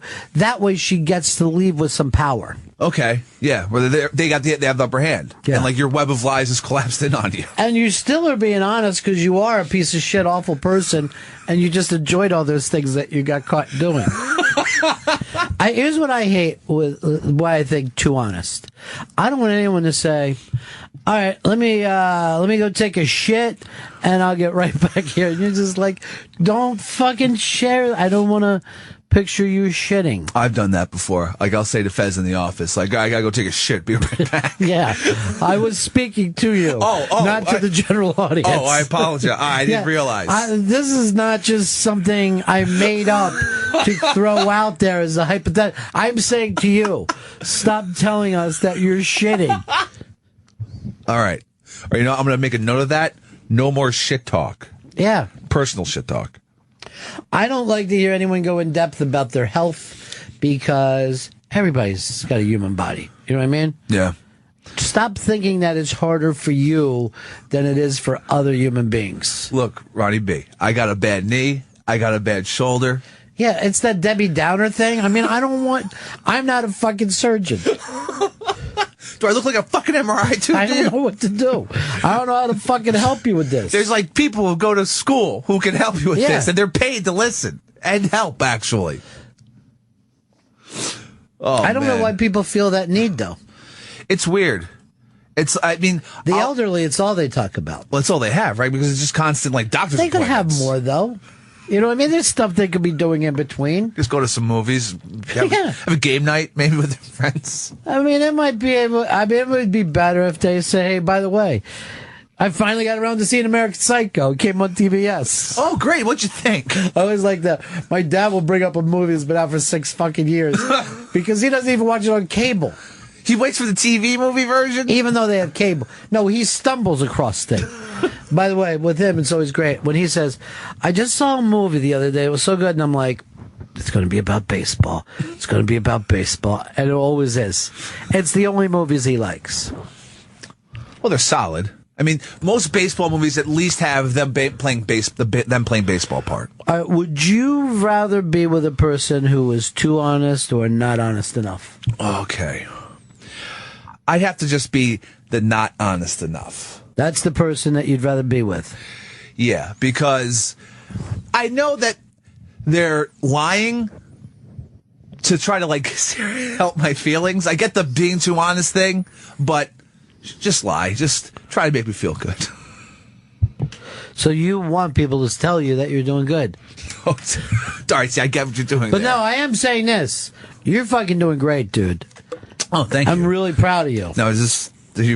Don't even ask. Okay. Don't go in too deep. All right, thank you But then. seriously, you're a terrific producer. Okay. And you... The thing is about you is you really maintain a great private life. You know what I mean? You are a great citizen of the United States. I appreciate that. Because, all those things are true statements. Mm-hmm. Or at least that's what I want everyone to think. We all do. Oh, good. I was talking to everybody. Oh, really? Yeah. And I mean everybody in the country. I went on Bill O'Reilly and started talking to him about you. All right, now see, that's going to bring some fucking undue attention my way, all right? You can just put up big... I said America. This is Chris Stanley. Get to notice some bitch. No, you don't have to. Just look from afar. Don't Google my name. You don't want anybody to know too much about you. Yeah, let's keep something to me. You know? Boy, you're a fucking complicated dude. You are complicated. See, people don't know that part about me. Yeah, there's something beneath this. Okay. Yeah, just the fucking raw nerves. Well, this is all up there on Soul Pancake. This is owned by Rainn Wilson and some buddies, and Rainn Wilson is our next Unmasked. Backstrom is his new TV show, and I think one of the toughest things that you can do after being on a hit TV show is follow it up with another TV show, because people will, however they felt about Dwight Schrute, it takes a while to unpeel that. Yeah, but I think I like Rainn Wilson enough that I think that Backstrom's going to do well. I can't wait to watch the show, and I think this is going to be his Frasier. I know he's not the same character; he's not playing Dwight Schrute on this. But yeah, I think it's a cheat to say Frasier, because Frasier didn't really create a new character. Frasier just took Frasier over to the other thing, you know. Yeah. People already knew him from Cheers. Yeah, I mean, it seems like what could be done is when you take a sitcom and try to move it into like a drama guy as he gets older. They've all tried that. Ted Danson is on a drama right now, but there's been a lot of time between this and Cheers, and he's done a lot of little cool things in between. But it's a tough thing to pull off. Seinfeld has never even attempted it. No, he just said, I'm never going to make another Seinfeld. He did Seinfeld, B-movie, and a documentary. And that's it. Oh, I guess comedians in cars drinking coffee. Well, that's on fucking the internet. That's not exactly. No one's sitting around waiting to see how many people Thursday night at 8 o'clock watch it. Because I think the pressure of those kind of shows probably even keeps, just like being in the NFL, that you worry more about failure than you're enjoying your success, or at least it takes a lot of years before you can say, okay, this thing works. There's a new project. Yeah. I think most of the time you get a TV show and you lay in bed at night going, they're going to take it. They're going to take my TV show. They're not going to leave my TV show here. The ratings are down. Oh, no. I'm going to have a freak out.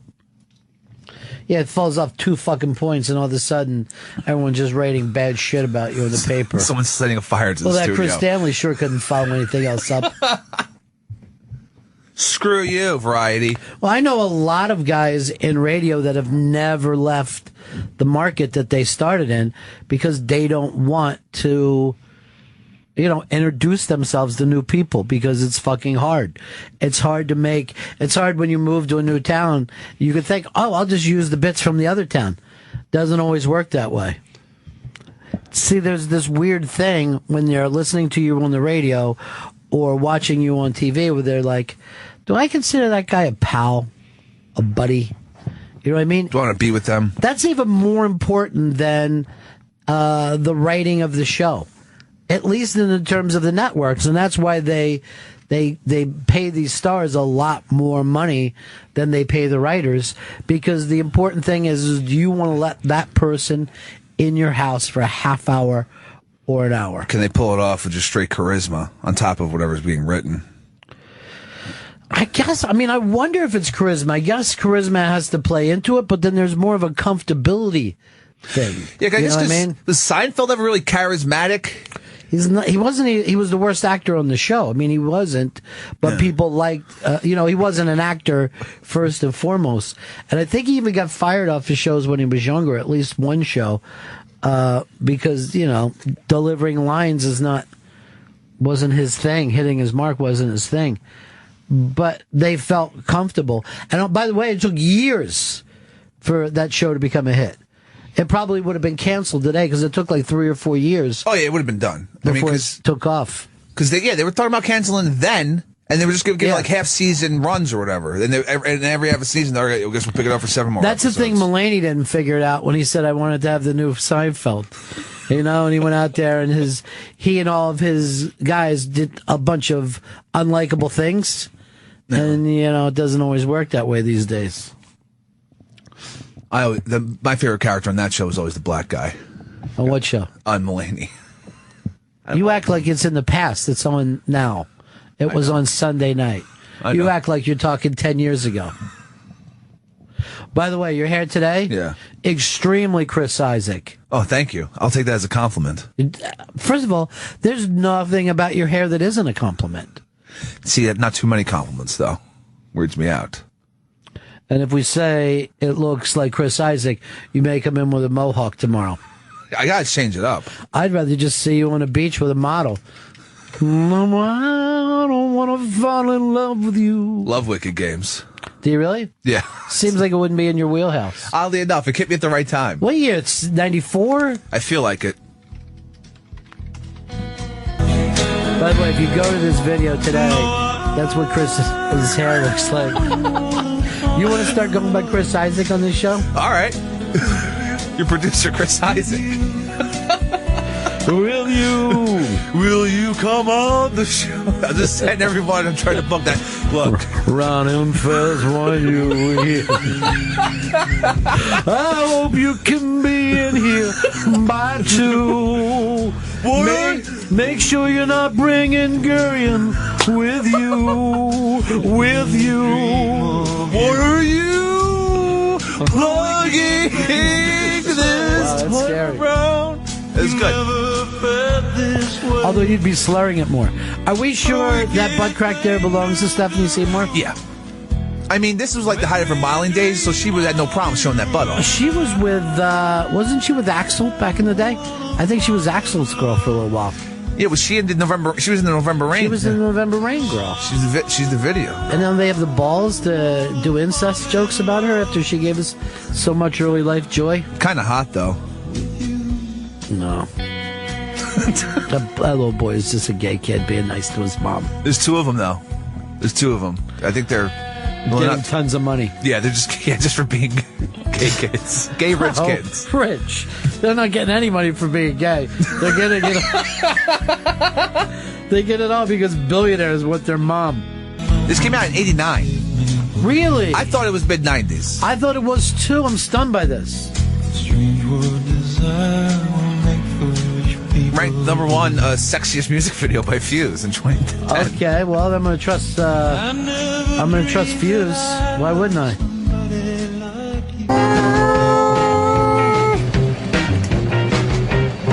Down, down, down. Down, down, down, down, down, down, down, down, down. Hey everybody, it's the Ron and Fez Show. Ron Bennington, Fez Watley, Chris Stanley. What's up? We like to call ourselves the Golden Triangle. The Golden Triangle of Death. If anybody fucks with us, cut your fucking head off. Yeah. That's how it all comes down. Then make love to it. Oh. Make love seems like it'd be too, you know what I mean? Tender. It'll be tender as you take that severed head. Yeah, I found out I was wrong about that supermodel in the Wicked Games video. It was Helena Christensen. You're a fucking moron. Not Chris. Stephanie Seymour. I feel like a fucking moron. You know what? We believe in you. I know. And now I was wrong. It was Helena Christensen the entire time. You actually said like this. I was wrong. I was wrong. Because you can't quite say it. I get those supermodels from the 90s mixed up a lot. But Stephanie Seymour definitely has more fun children. Seymour pussy is what I like to say. Wasn't there even a joke, Seymour assholes? Wasn't that a Seymour butts, Seymour butts. Oh, yeah. God, I took it. I took it a little further than it needed to go. Yeah. I like it that way, though. You know something? I'm worried about the quiet factor of the Moon Tower. The man we call Fez Watley, nicknamed Moon Tower. Moon Tower. Party at the Moon Tower. That's my shit. Fuzzy, why have you been on a couple days nervous run? Is it Chris Stanley? No. Who are you blaming this time? I blame myself. That's funny.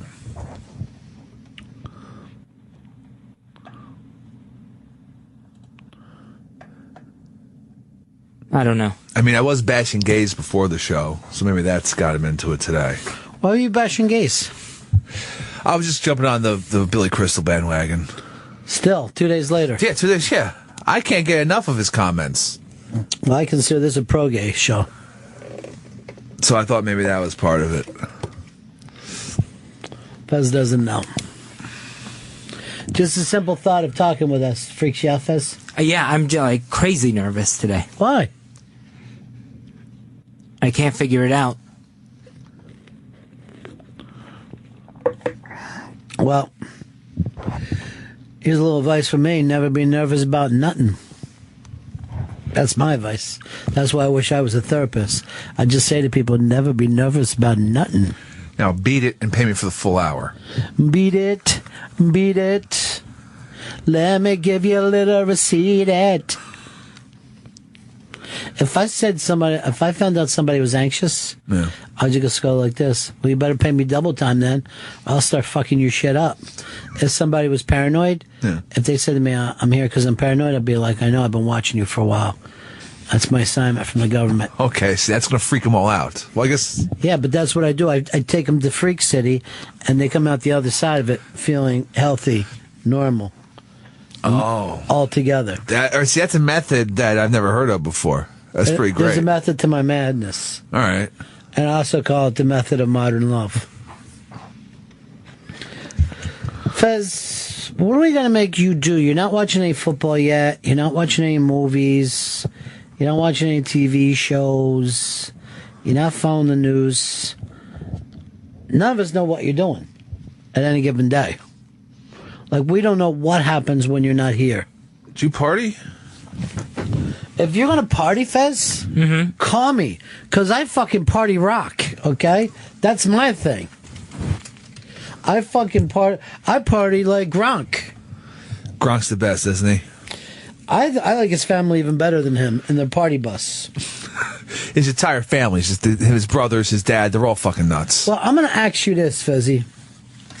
And let me ask you man to man. If you could only bone one of these movie characters, right? Real life movie characters. And I'm going to guess bone in their prime. Yeah. You got a prime bone. Yeah. Let's just call this new game Prime Bone. So you get to bone that person whenever they're at their best day. Or prime bone, the way the kids say. Alan Turing, Stephen Hawking, MLK, or Chris Kyle, the American Sniper.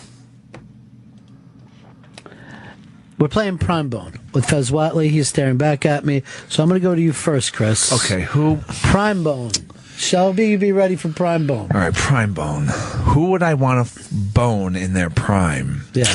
MLK, okay. Stephen Hawking, and that's before or after the disease. Okay. Alan Turing. Yeah. Before or after he's been chemically castrated. Okay. That's up to you. Okay. Or the American sniper, Chris Kyle. Okay, here's my my reasoning behind. I'm not going to bang MLK. I'm not going to bone MLK. I would feel wrong boning MLK for some reason. American Sniper, you're safe. When you're in your prime, you're safe. Why is he safe? I don't know. I think it would hurt him more. Is he attracted to me? Like, we're attracted to each other in prime bone? I'm going to let you make up your own fantasy, Chris. I don't go as homoerotic as you do. I go Alan Turing because him being a gay man, I would want him to enjoy it. But he's also a nerd. Yeah, I know he's a nerd. But see, I like nerds. Oh, I didn't know that. Yeah. You like gay nerds. Yeah, I love gay then nerds. You ought to jack off the Big Bang Theory, because that sounds like it's fucking perfect for you. I'm going Alan Turing. He invented the computer. He saved the... Didn't. That fucking thing is not a computer. It's like the basics of a computer.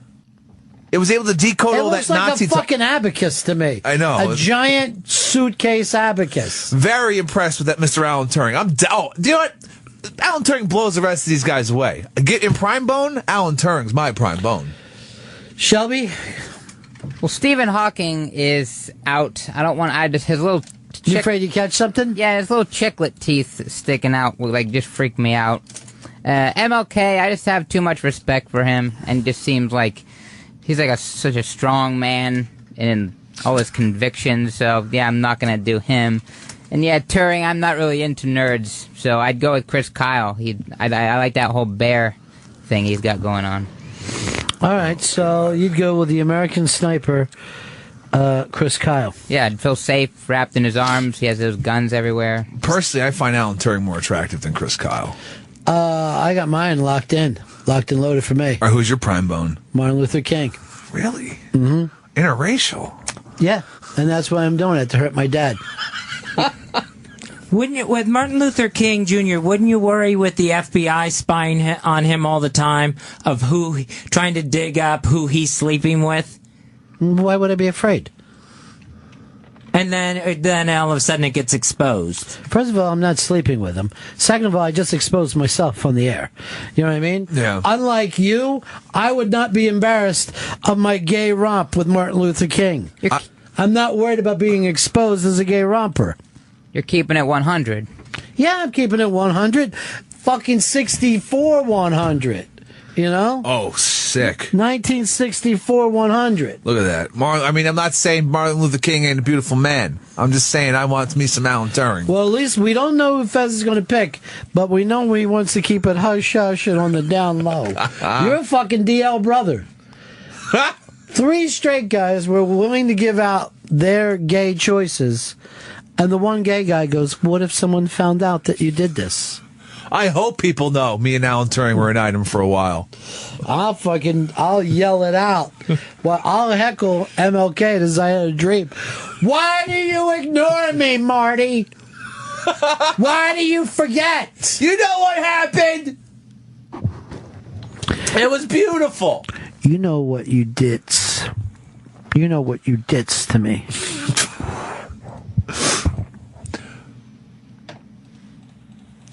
Who do you find at least attractive, Fez? I know Fez said he liked Ray Rice before, so that's why I think he's thinking about Martin Luther King. It's the exposure. It's public exposure he's worried about. I think you would have to go with Hawking. Then, if a relationship developed, you could just all constantly say to people, my boyfriend is so smart. Really? Because I'm using him as a clothes rack right now. I just put my fucking jacket on him. If I came into a party and he was there, I would just fucking drop it across his face. Oh, great. Your fucking coat rack moves, huh? And then when I did take the coat rack off, I'd be grabbing his chick's tits in front of him. You're not going to do anything about this, huh? Yeah, they feel nice, bro. All we know is, as soon as Fez would leave the room, you'd hear, he keeps bitching to me. Every day he's nervous. Is it me? Is it my fault? Don't worry. Don't worry, Stephen. Just think about the universe. What if you ever went in like Stephen Hawking was in the other room and you just heard him humming to himself da-da, da-da-da-da, dun, dun. Or does he just have a thing where he can press play and a music will just start playing? He's got to have like a keyboard type, like it's like almost like an app. Like a Casio? Yeah, exactly. That just attaches to where instead of the stupid keyboard. Then fuck, bring him over. Let's play Name That Tune. He's been locked in for so long. He should be a fucking virtuoso. Like he should be just banging shit out. He can just play that popcorn song. That's all he can play.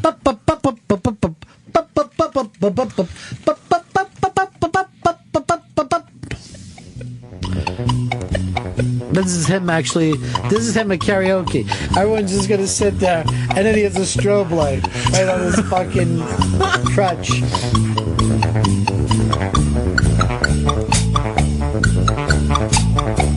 The thing about Hawking is you'd think the Atlanta Hawks would have tried to make him a mascot by now. Just fucking pay him to get to every game. Atlanta's had their shit together. And they start, like, please take it down. If they go on a run, have the announcers go, we're going Hawking, and then they push him out in the middle of it. And then later let somebody fucking jump over him and dunk at like halftime. That'd be incredible. Shit, that'd be the greatest dunk contest ever, where you say, I'm going to jump over fucking Stephen Hawking and fucking slam this down. He's got like basketball. He's got like sports. Dunk contest is soon, right? So he's like a week or two after the Super Bowl, right? Yeah. It's in Brooklyn. Big up. We should talk about keeping it on 100. They should take us out to that. Courtside. Fez has never taken us anywhere. Courtside. If it's the dunk contest and we're courtside, we can do that thing where, like, some of us act like we're going to run out, and then somebody puts their arms out and tries to hold them back. That'll be oh, shit! Oh, damn! No, don't do it! Oh, shit! Don't do it! I love those guys. It's always the one white guy in college who doesn't get any playing time, so he'll be the hold back guy. Yeah. He's smart, though. He gets himself out there. Fez, just sit here and say to these guys, I'm never taking you to a Brooklyn game. I'm never taking you to a Brooklyn game. I'm never paying off my bets. I'm never paying off my bets. Why do you make the bets, though? God damn it. I have every intention of paying them off. We know when the dinner didn't get used at Christmas, we're like, we'll never see another dinner.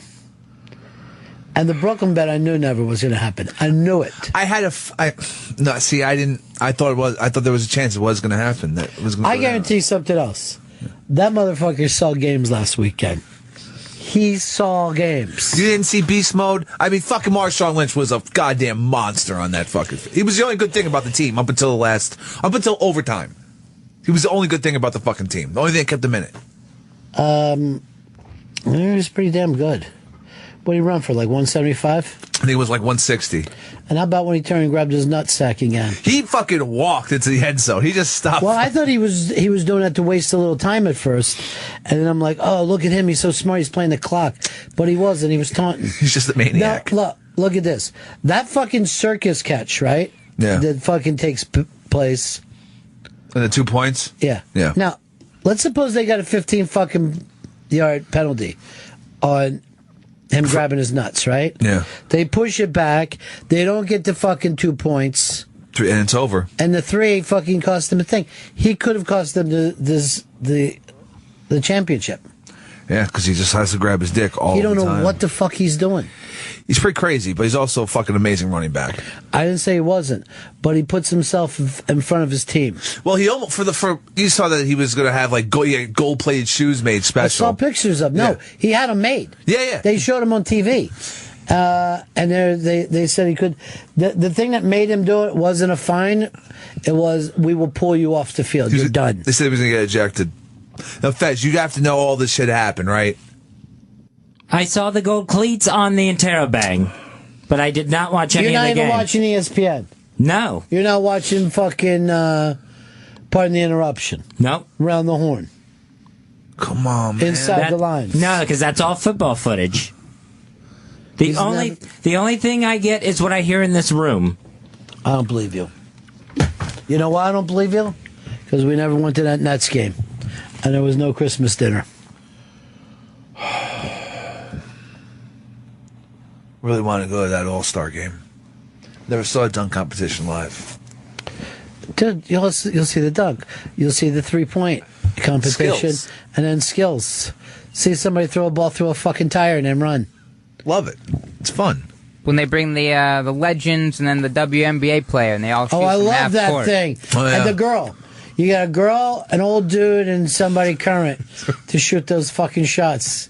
I go fucking crazy. It's great. I go, Connie Hawkins, fucking bring this home.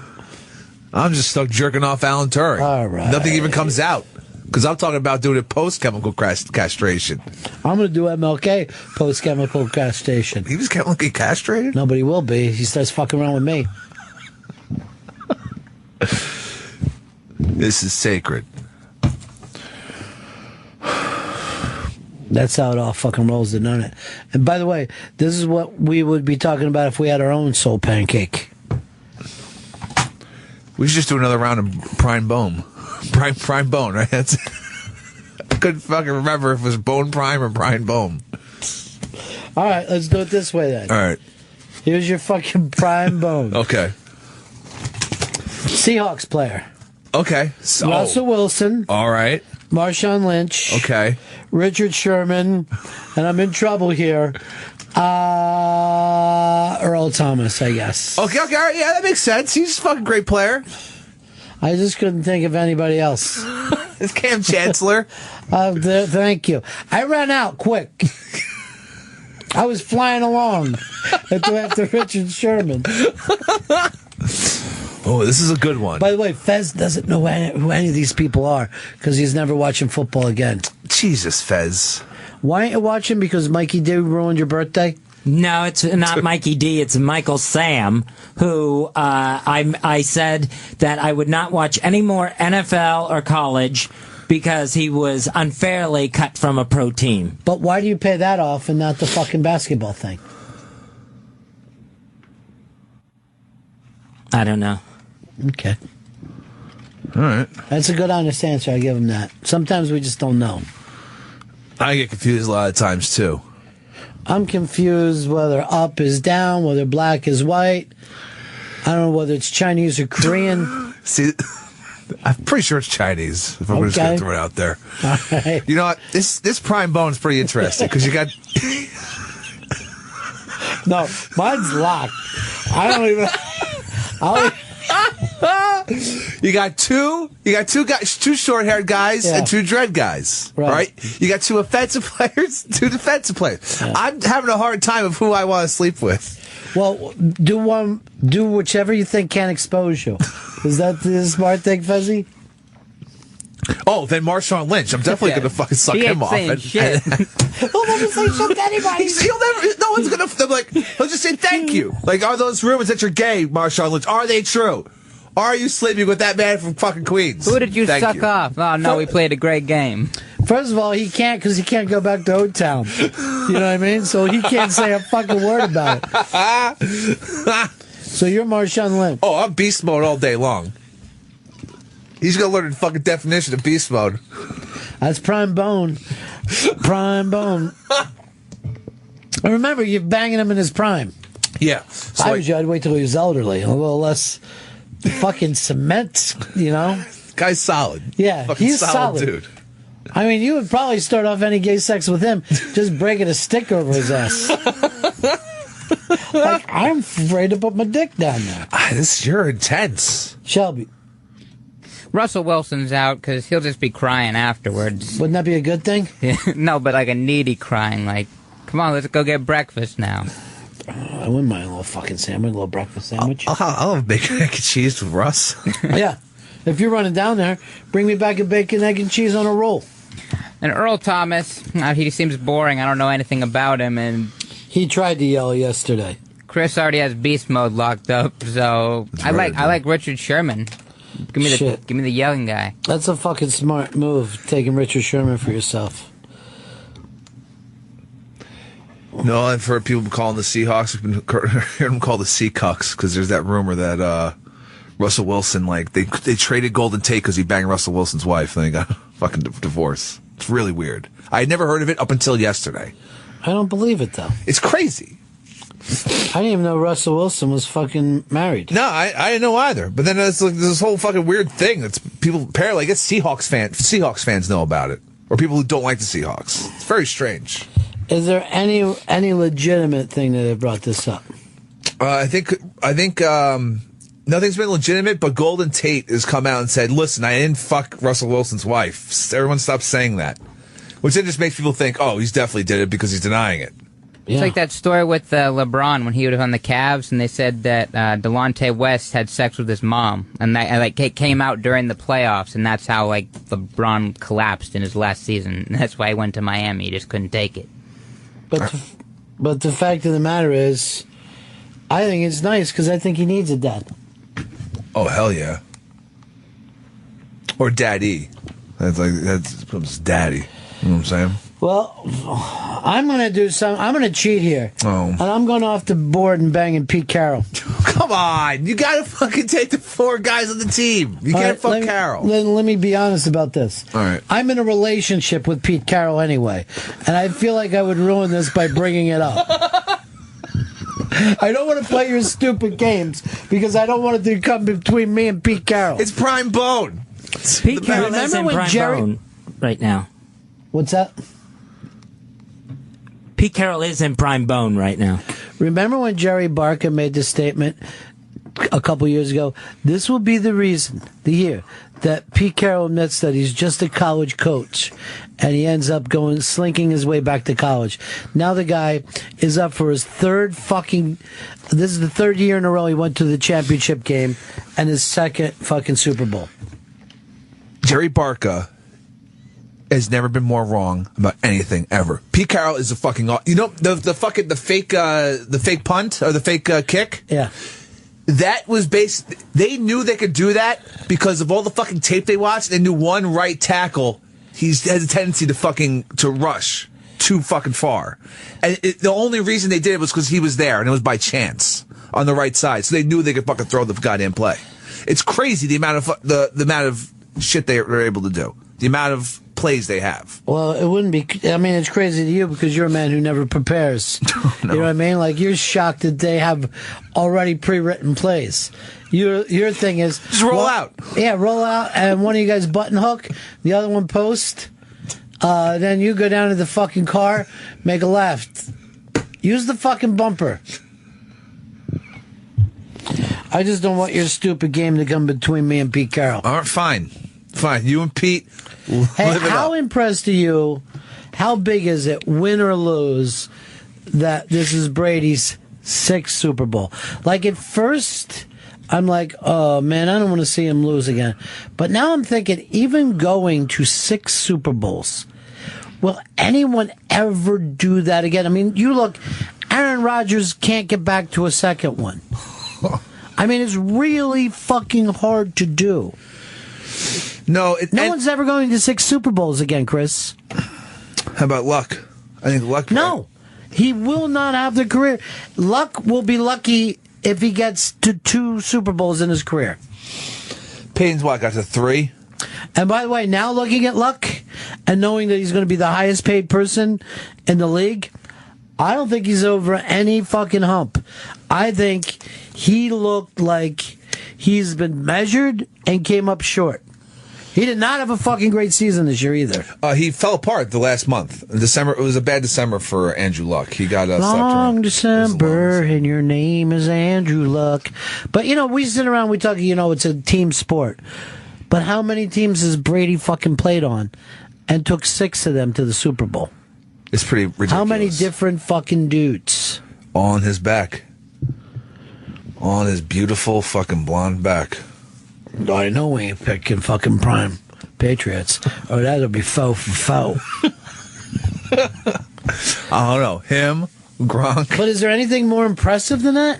Made it to 6 Super Bowls? Going to 6? If he loses this one, he's 3 for 3.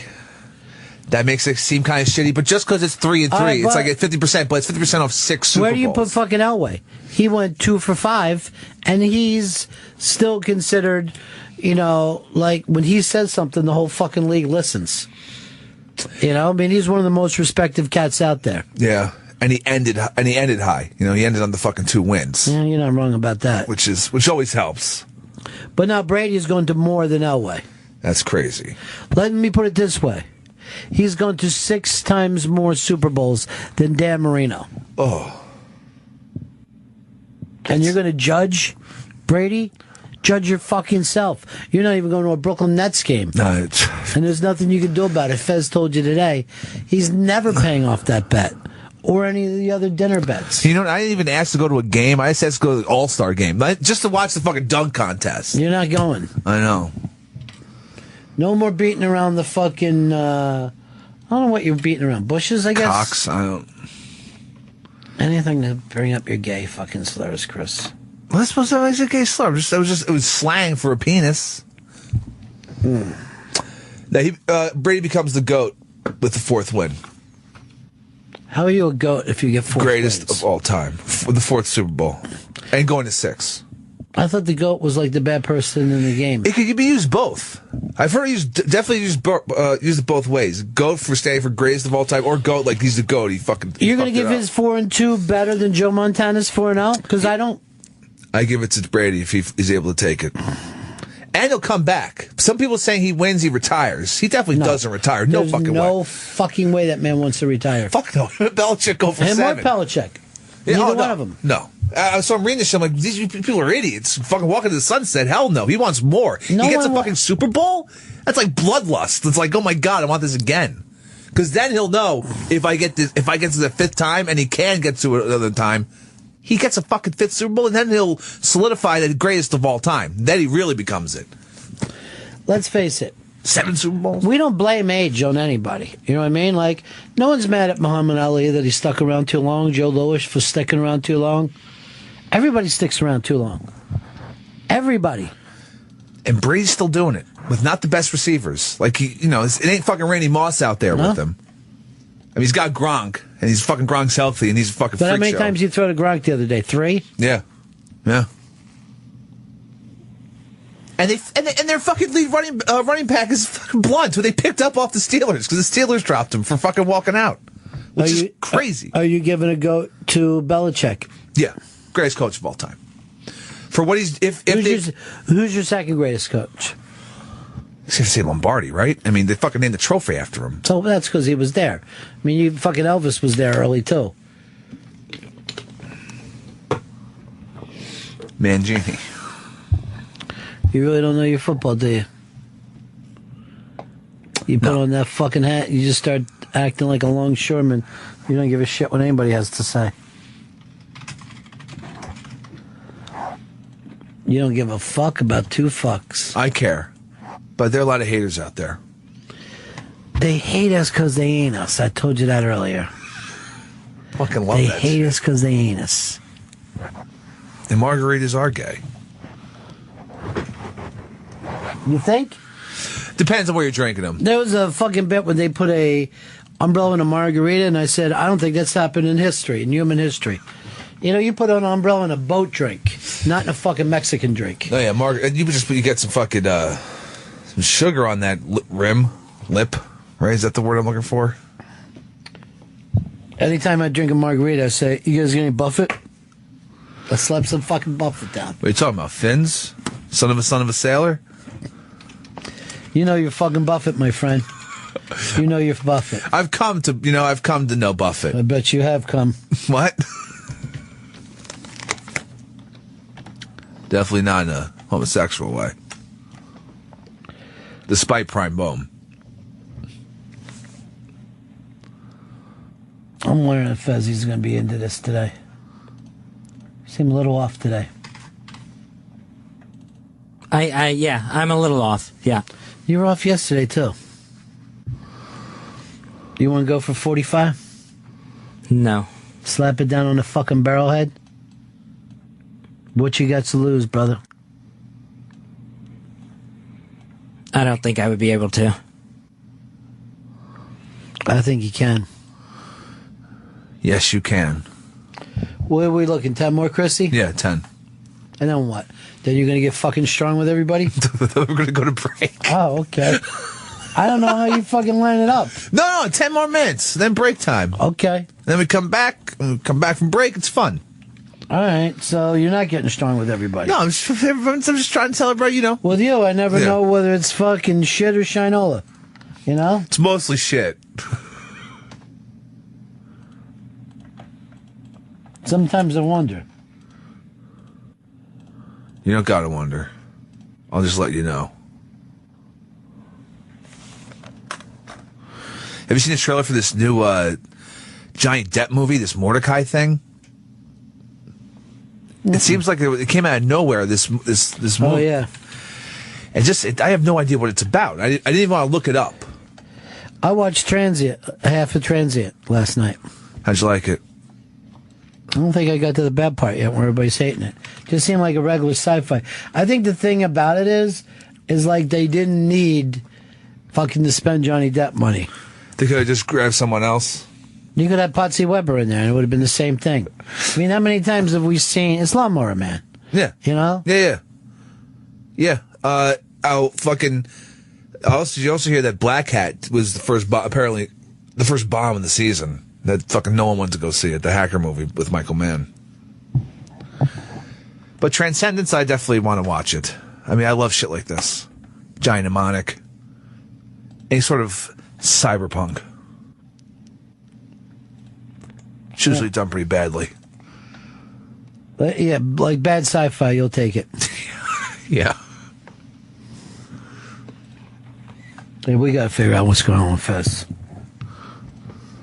What do you need, pal? I have no idea. Maybe just like a horse tranquilizer. No. What's that mean? Fucking PCP? Just something to knock me out. I have no idea.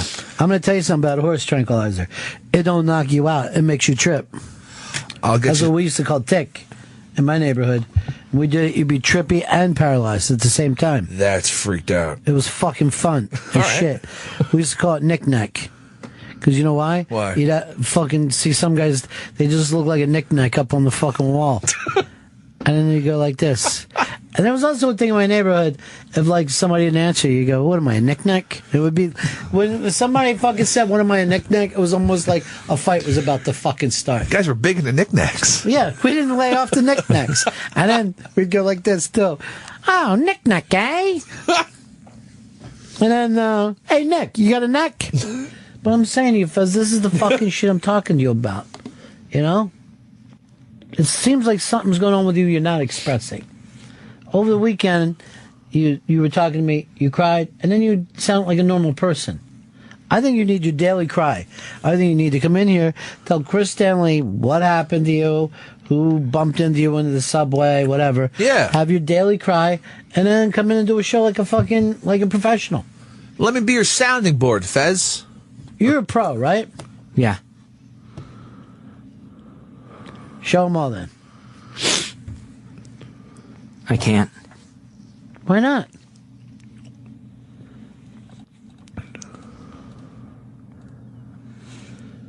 Show all these bastards. I can't even do 4.5 seconds. What are you talking about? You're Fez Watley, goddammit. You're Fez Watley.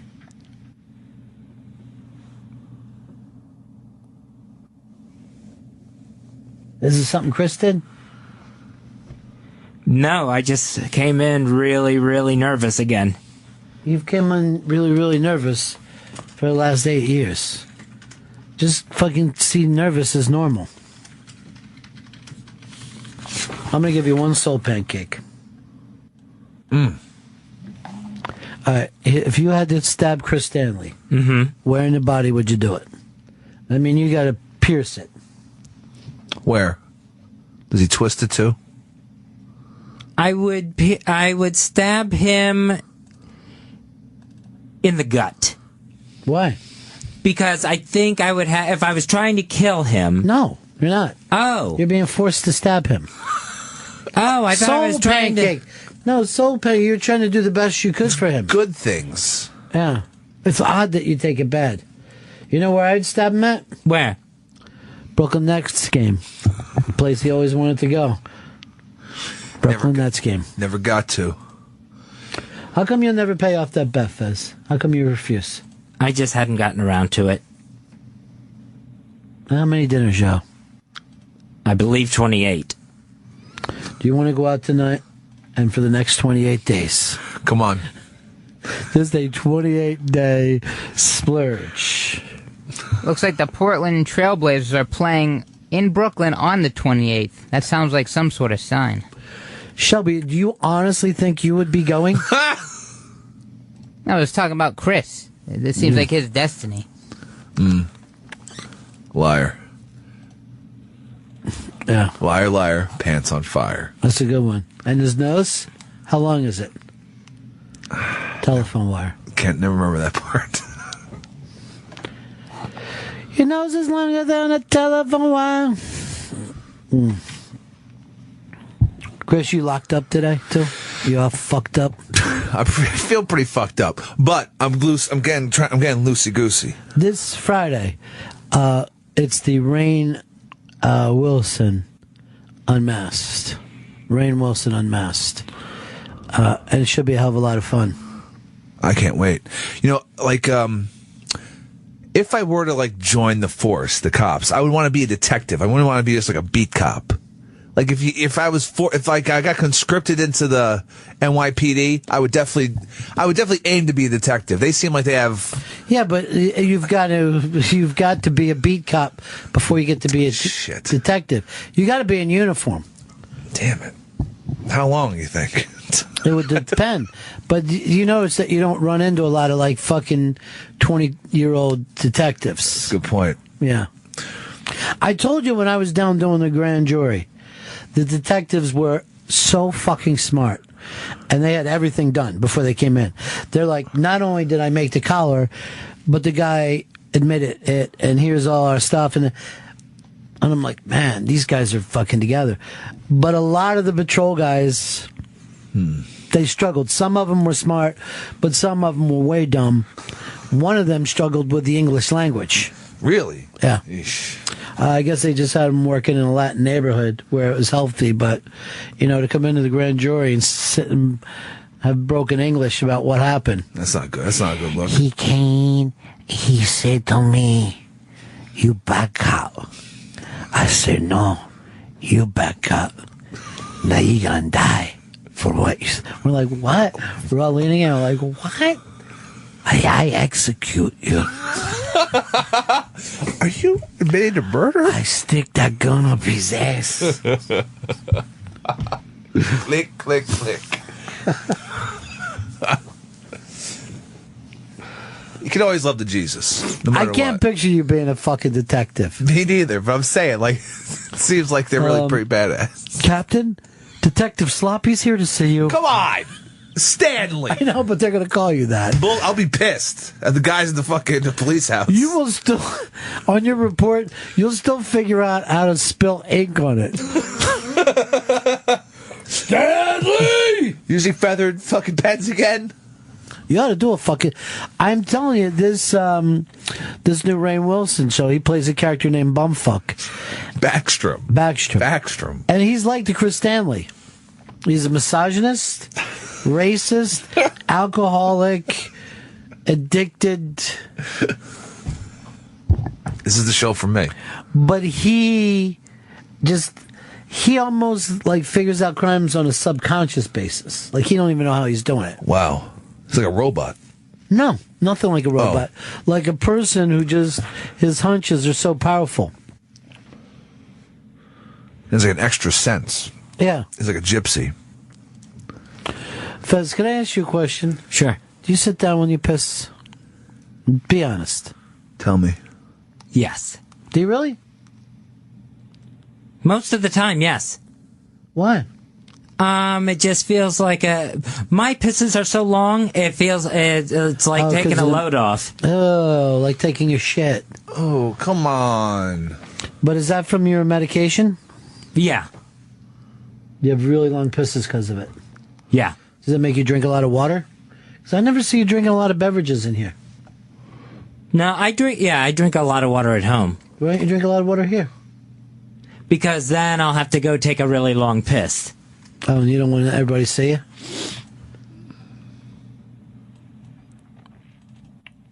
And then that's hard to do in the public bathroom here sometimes. Yeah, it's really difficult. Can you hold that thought, Fez? If you're not going to hold that piss, And let me throw it to break because I got a break here, Chris. Yeah, we got a break. When we get back, maybe some special guests with us. I'm not sure. Maybe some long-time listeners who were supposed to be stopping in today. We'll be right back. It's the Ron and Fez Show. Fez Show is here. It's the Ron and Fez Show. Ron and Fez, Ron and Fez, and a Ron and Fez, and a Ron and Fez, and a Ron and Fez Show. That's called the Ron and Fez Show team. Fezzy, you said you had a beef with. You told me you had a beef with Chris. Well, yeah. Hold on.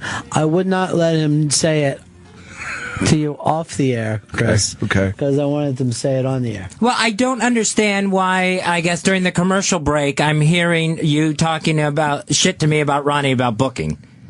Yeah, but that's not the big part. Tell the big part. No, because I don't understand why that comes up when I kept my mouth shut about what a disaster you were before the unmask we just cut. What kind of a disaster was I? I'm trying to get the crowd warmed up, and all of a sudden you're unnecessarily moving a whole row of people out. A, I moved 2 people. B, because you said, Rain's people, I need 2 seats. I went in the booth. I brought Rain's guy in the booth with me. You saw me with him, and I said I need 2 seats in here. When have we ever put the guests, friends, or representation in the studio?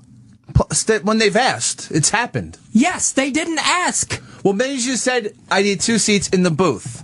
I did say that, and you're moving a whole row of people. 2 people. 2 people in the back. Then, for some reason, after all the unmasks we've done, you can't figure out where I sit so that I'm in the line of sight where I need to be.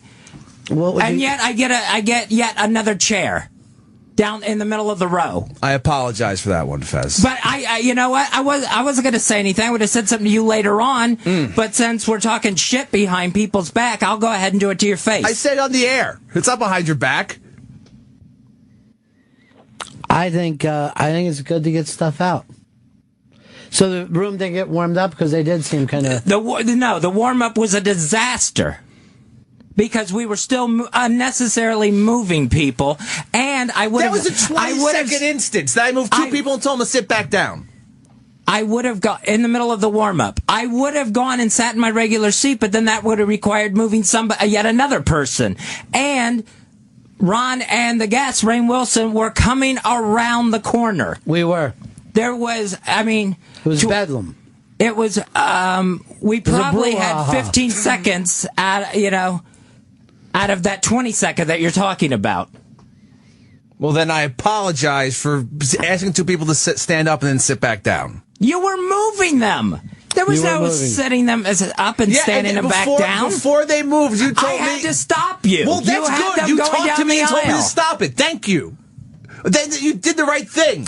Am I crazy by saying that a load boy shouldn't even be involved with unmasked? Well, I was supposed to have Vito help me, but he disappeared. Where's Vito? Vito's on the phones right now. So I think Sarah Beth had to jump on to another show. Man, she just runs around doing shows, huh? Sounds like it, yeah.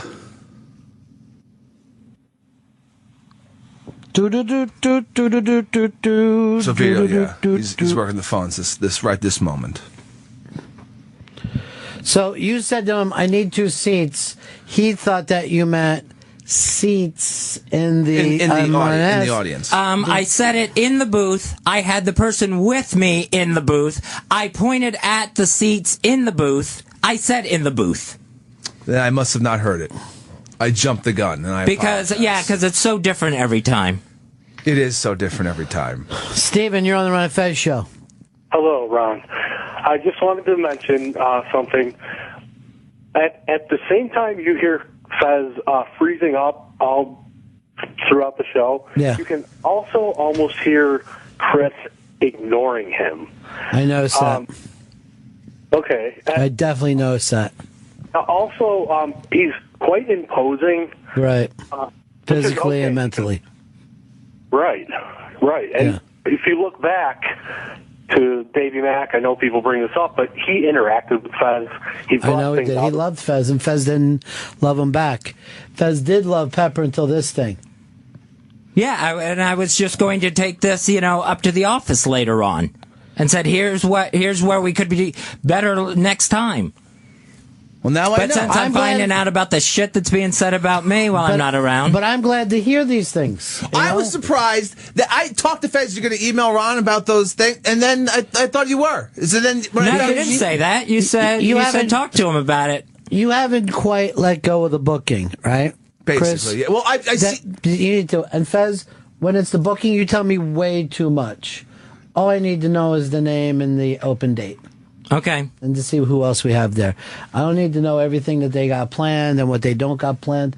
That makes me start to hate them when I start to hear too much. You know what I mean? Like if someone starts to say, "Oh, Chris Stanley would like to do your show. Chris is from Astoria. He does 2 different podcasts. One with Davey Mack and the other with some boyfriend."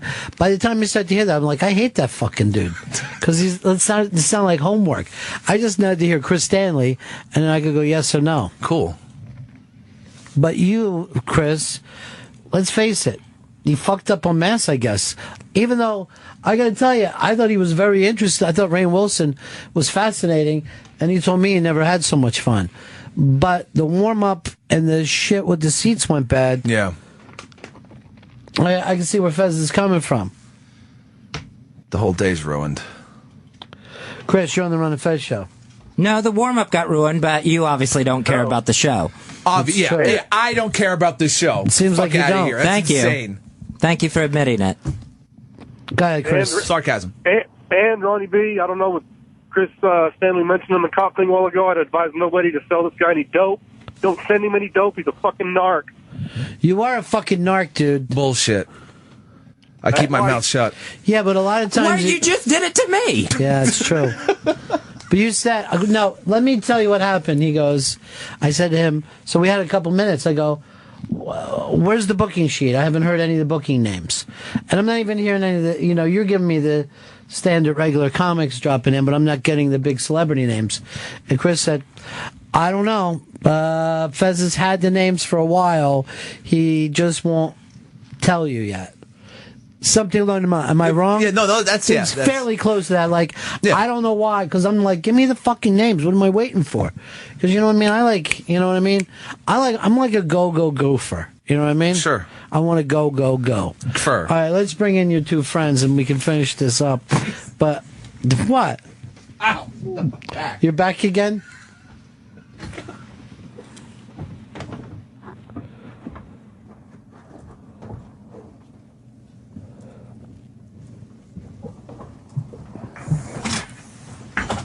You guys picked a bad day to be here because Fez and Chris aren't getting along very well. Hospice here and Mikey D is here. Hey. Eric in Florida, you're on the Run of Fez show. Yes, hello. Pepper and Fez sound like an old Jewish couple that just bitch at each other all day long. Can't agree with nothing. That is true. You guys are, it's like you've given up Christ and you're just the Old Testament with you 2 guys. We're kvetching. Is it easier if you both admit that you made a giant mistake and apologize to each other and go on from there? I could do that. I could move on. No, because I don't think it was nice what he did. What did he do that was so unnice? I'm not talking about the times when he fucks up, but he feels free to bring up my fuck-ups. I don't think that you fucked up. I think that you just didn't tell me. Oh, by the way, what was the thing that I've been asking for days for somebody to remind me of? I have that here. What is it? It was from the Z-Man. Oh, okay, so that's an after the show thing. Yeah. I forgot to tell you this, though. I've never had this situation before in my life. I'm watching Saturday Night Live, and they tell me a guy I know is dead. Basically, I'm watching Saturday Night Live, and they pointed out that Bud Paxton had died. Really? And that's a guy that used to fly me and Fez around in a private jet down in Florida. He started the Home Shopping Network. And I'm like, wait. And I had to jump up and look it up. It was the strangest fucking feeling. Can you imagine that? That is very weird. Then I got in touch with his family, and I heard the weirdest kind of like spiritual story. What happened? His last words, they felt like he was coming in and out of death. And his last words is Fez is next. They said, That's not great last words for anyone to have. I'm just saying what he said. I think he was probably wrong. He's probably delusional. I hope so. All right, so Chris. Yeah. Do you feel like you were at the wrong person here, or? I think Fez is overreacting, but I'll apologize. I've noticed that Hosp looks like a sports guy in the Midwest. He looks like he could be like the play-by-play guy for the Kansas City Royals. Well, I think it is time for me to get out of New York, so I'll take all offers. But you got the jacket. You've changed the way you comb your hair. You got the thing around your neck, and you just got a play-by-play look about you. Mikey D, on the other hand, dirtbag look. As I was been told. What's the Long Island band that was going to be as big as Sister, but they weren't? All of them. Yeah, but it's like Rat Race Choir. No. Is it like Rat Dog or Rat Tail or something fucking crazy? You know what I'm talking about, right, Chris? I think it's Rat Dog. Rat Dog. Are we sure? Fever Dog. Any of those. It's going to have rat in it. I might be wrong about the Rat Dog thing. No, Rat Dog is a Grateful Dead side band, so it's not Rat Dog. Okay, so that's not the band I'm looking for. Anybody in Long Island would know this band, though. But what made you guys both want to come in today? Well, I figured if I was going to go see Rainn Wilson today. And how'd you enjoy the Rainn Wilson? Great. And you felt the same way? Oh, yeah. It took a while, but I think most of the actors you do Unmasked with... They're not the same as comics, yeah, are comics they? are looking for the joke as soon as they get there. He was feeling us all out and was waiting for a response. He said to me on the way down there, he goes, "This is very strange." You know? It's deep, you know. He is deep, you know. But yeah, it was pretty good. Now, Chris. Yes. You, on the other hand, we found out that you did a lot of things before the Unmasked that fucked up. But while we were in there, did you notice that it seemed weird or bad? No, it just played out. They were in the row that was being moved at the as Rainn Wilson's coming around the corner. You were being moved from where to where? We were going to go in the booth. For his people? For his people, for Rainn's people. So the mistake that we found out is that they were supposed to go in the booth. Yes, his Rainn's people. I was even in the green room, and they said, Spencer said to them, "Oh no, you'll be able to sit in the booth." And then Rainn said, "Hey, can he get in and out of the booth if he needs to make calls?" And I had assured him that he would be able to do that. Well, you weren't in there. I was in there with Spencer. I don't know what the... Oh, you mean he asked you later? Oh, yeah. Yeah. So then, Pepper, I'm not saying that you were drunk. Oh, yeah. But on some kind of drug or whatever, you decided to make a whole new fucking move. Because I misheard Fez. I thought he said Rainn's people need to sit in the studio, in the fishbowl. You got to get it right, though. I know. And those things The good rats. The good rats. Everybody's calling me with it. The good rats. Jerry, the good rats, and I call them Rat Dog. Thank you so much. How would Jay in Tampa know the good rats? I grew up on Long Island, Ronnie B. How's it going, brother? This band, you know what I'm talking about, right? Rats, yeah, sure. They could have been as big as anybody. Yep. I like to call them the Stranger of Long Island. The Stranger Boys of Long Island. But you never know. Well, this could be a Ramones look, too, you know? They used to wear... Not the Santa... the corporate Macy's Santa pins. Yeah, I don't think... Santa pins. The thing about the Ramones is no one will ever think of you as a Ramones fan because of the hair. Your hair says metal. Yeah, that's true. Your hair definitely says metal. That is true. Now, Fez... Why? I don't know. That you had a beef with the Hosp, and then Mikey D came in? Yeah, well, Hosp, of course, I'm surprised he's in the studio and not trying to jump in an elevator with Rainn Wilson as we speak. Oh, is that what happened there? That was a previous Unmasked where I hadn't come out yet. Bruce Valanche was the very special guest. Now, that's a lot of years now that you've held on to It feels this. like yesterday. It's got to be at least 3? Probably. I mean, I was still on runfez.net at that point, so it could even be longer than that. So... And I finally had a chance to talk to Bruce Valanche, someone who's out, he's in show business, he's gay, he embraces being gay, still struggling very, very much at that point. And I went to escort Mr. Valanche down to the main lobby. Bruce Valanche? Bruce Valanche. from Hollywood Squares, writes every Academy Awards that there's ever been, and Hosp has to show him some goofy T-shirt that he's wearing, thinking Bruce Valanche, who has the largest collection of goofy T-shirts in all of Hollywood, would be impressed with this. Well, number one, it was the elevator that everybody was going downstairs on. That's true. Number two, he asked me about my shirt, and we had the conversation on the ride down. And if I remember right... You're a guest hog. You were about 2.5 hours at Bruce Valanche's feet following him around. I'm not saying... You're like a fucking dog, right? A little bit. It's my job to be with the guest. I understand that, but you had the time. I wasn't even trying anything except to leave the building, and Mr. Valanche started a conversation you with piled me. yourself right in the elevator with him. If it was so crowded, why'd you get in? I was supposed to be with him. I don't have a fear of What would have elevators. changed your life, though? Would you have now... We'll never know. But also, on that Unmasked, which I'm sure people can find somewhere... Ron Bennington interviews. On demand on Sirius XM. What? There was a moment where you stood in the back, and it was a very strong moment for you, and asked about how in this day and age someone who's struggling can come out, and Bruce Valanche gave the answer that it's a completely different time. Anybody who's struggling, it's kind of weird. It's a personal journey, but it's the easiest time to be gay is probably right now. ABC Family's showing gay shows, so they're not afraid of it. It has got a point there, Fez. But that has nothing. Yes, that has nothing to do with the cock block. No, all right. You were after Bruce's cock, or you were trying to put your cock into Bruce? Who knows what would have happened? That's right. But I wasn't trying. I got on an elevator, and a celebrity struck up a conversation with me over a similar interest. I don't know what I did wrong. Wow. He does have a point, Fezzy. I don't think he has a point. He bullied his way in there. So That's a cock block. And I have never forgotten it. What's it going to take for you to put this thing in the past? I was expecting you to get up during the Unmasked today and just interrupt Ron and start asking Rain questions. That's never been me. I'm not that person. No one is that person. That would be the strangest thing ever. Marky's a little bit. Oh, I wouldn't do that. You just start banging on tables and screaming. That's all. All right, so that's fixed. So you're fixed. I'm glad we finally got this behind us. You're fixed with Chris? Good. That's why you fucked up your thing?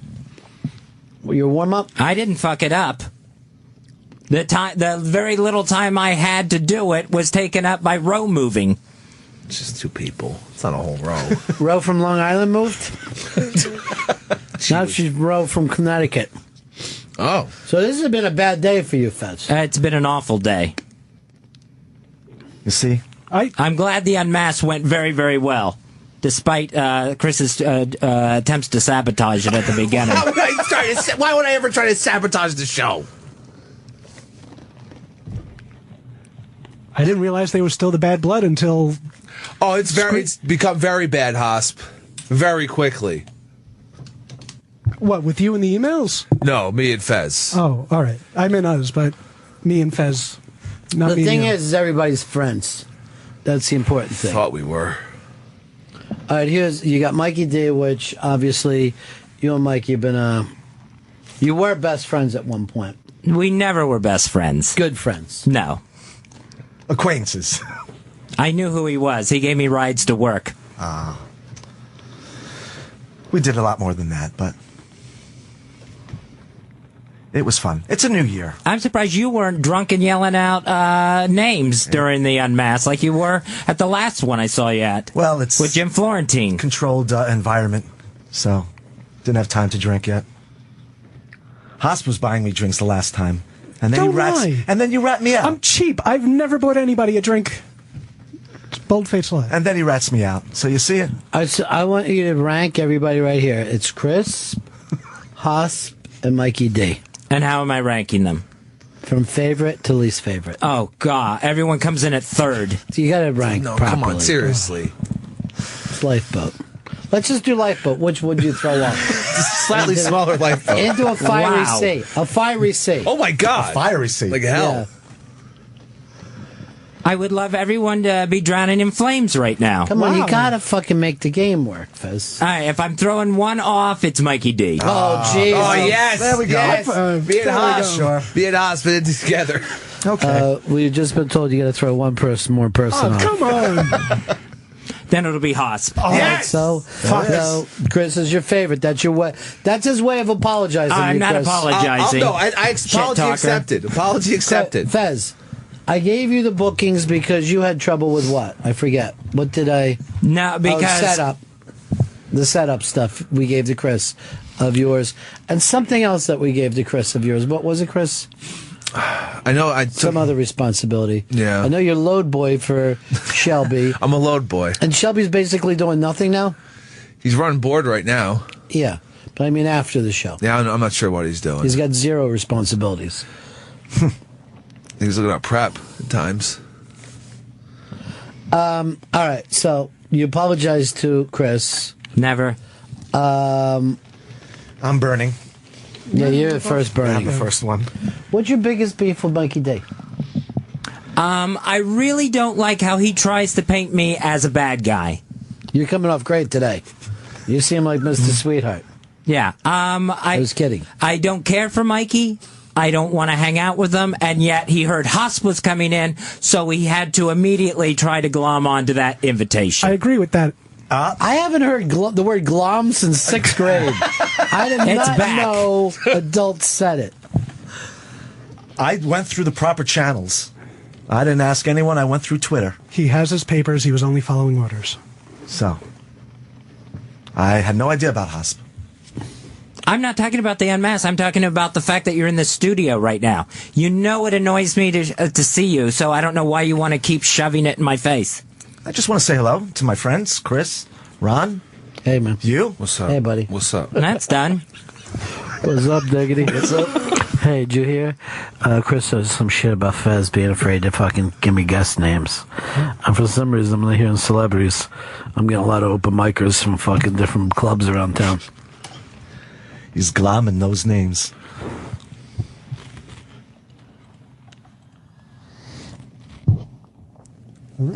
You all right? I'm fine. Okay, Haas. No. You're running with me, buddy. Why not? I was looking forward to having my time, but, you had to be here, too. Hey. Well, what do you feel like you're not getting in your time? I know. Kind of a Bruce Valanche moment for you, huh? He's like this. 2 out in the 8th inning. Royals down by 2. Drink RC Cola. That's pretty good. If you get rid of somebody on your team, I'm always available. Brendan, you're on the Ron and Fez show. Hey, Fez, if you were a closeted homosexual at the time, why would Haas think that you were going to have this gay revelation in the elevator in public? He brought it up. There's a difference between talking to somebody you think you connect with in an elevator and before I broadcasted it to across North America. But how was Haas supposed to know that you were going to be connecting with him? Doesn't make any sense. He brought it up how I was talking to him during the Unmasked, during the Q&A part. Yes, and then in the elevator, me and Bruce Valanche connected over T-shirts, and we talked about that for 90 seconds. Oh, you annoyed the hell out of that poor man. Oh, yeah, I threw it to you, right, to say, we have some questions, and you talked about coming out, and he says, no big deal. Mm-hmm. Maybe he was looking to me as an out because the conversation over T-shirts... The man couldn't impress himself more up against the elevator wall as you came after him. It just has nothing to do with Haas, Fez, and you know it. What does that have to do with them, Brendan? I just don't understand why you'd be blaming Haas for this one instance in an elevator. I mean, how long could that have possibly been? Seconds in an elevator? And he's furious with him? Yeah, I don't know what would happen in that elevator either. I'm an easy scapegoat. Scott in West Palm. Gentlemen, I listened to your show when it was in Florida. I loved it.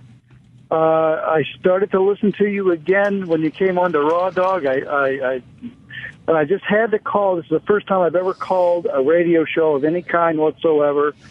And Fez, you have turned from a gregarious, fun-loving asset to the show to a whining, sarcastic bitch.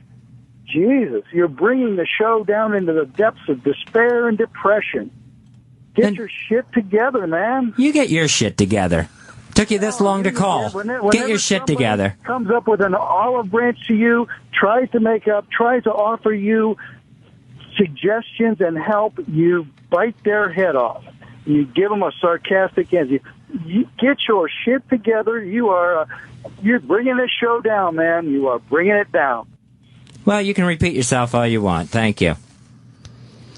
Now, he is right about something. In the old days, Fez, would you ever have had all these fights going? Yeah, I still would have been pissed, yes. But you never had all these fights going. You used to come in and try to think of silly, funny things to do. Yeah.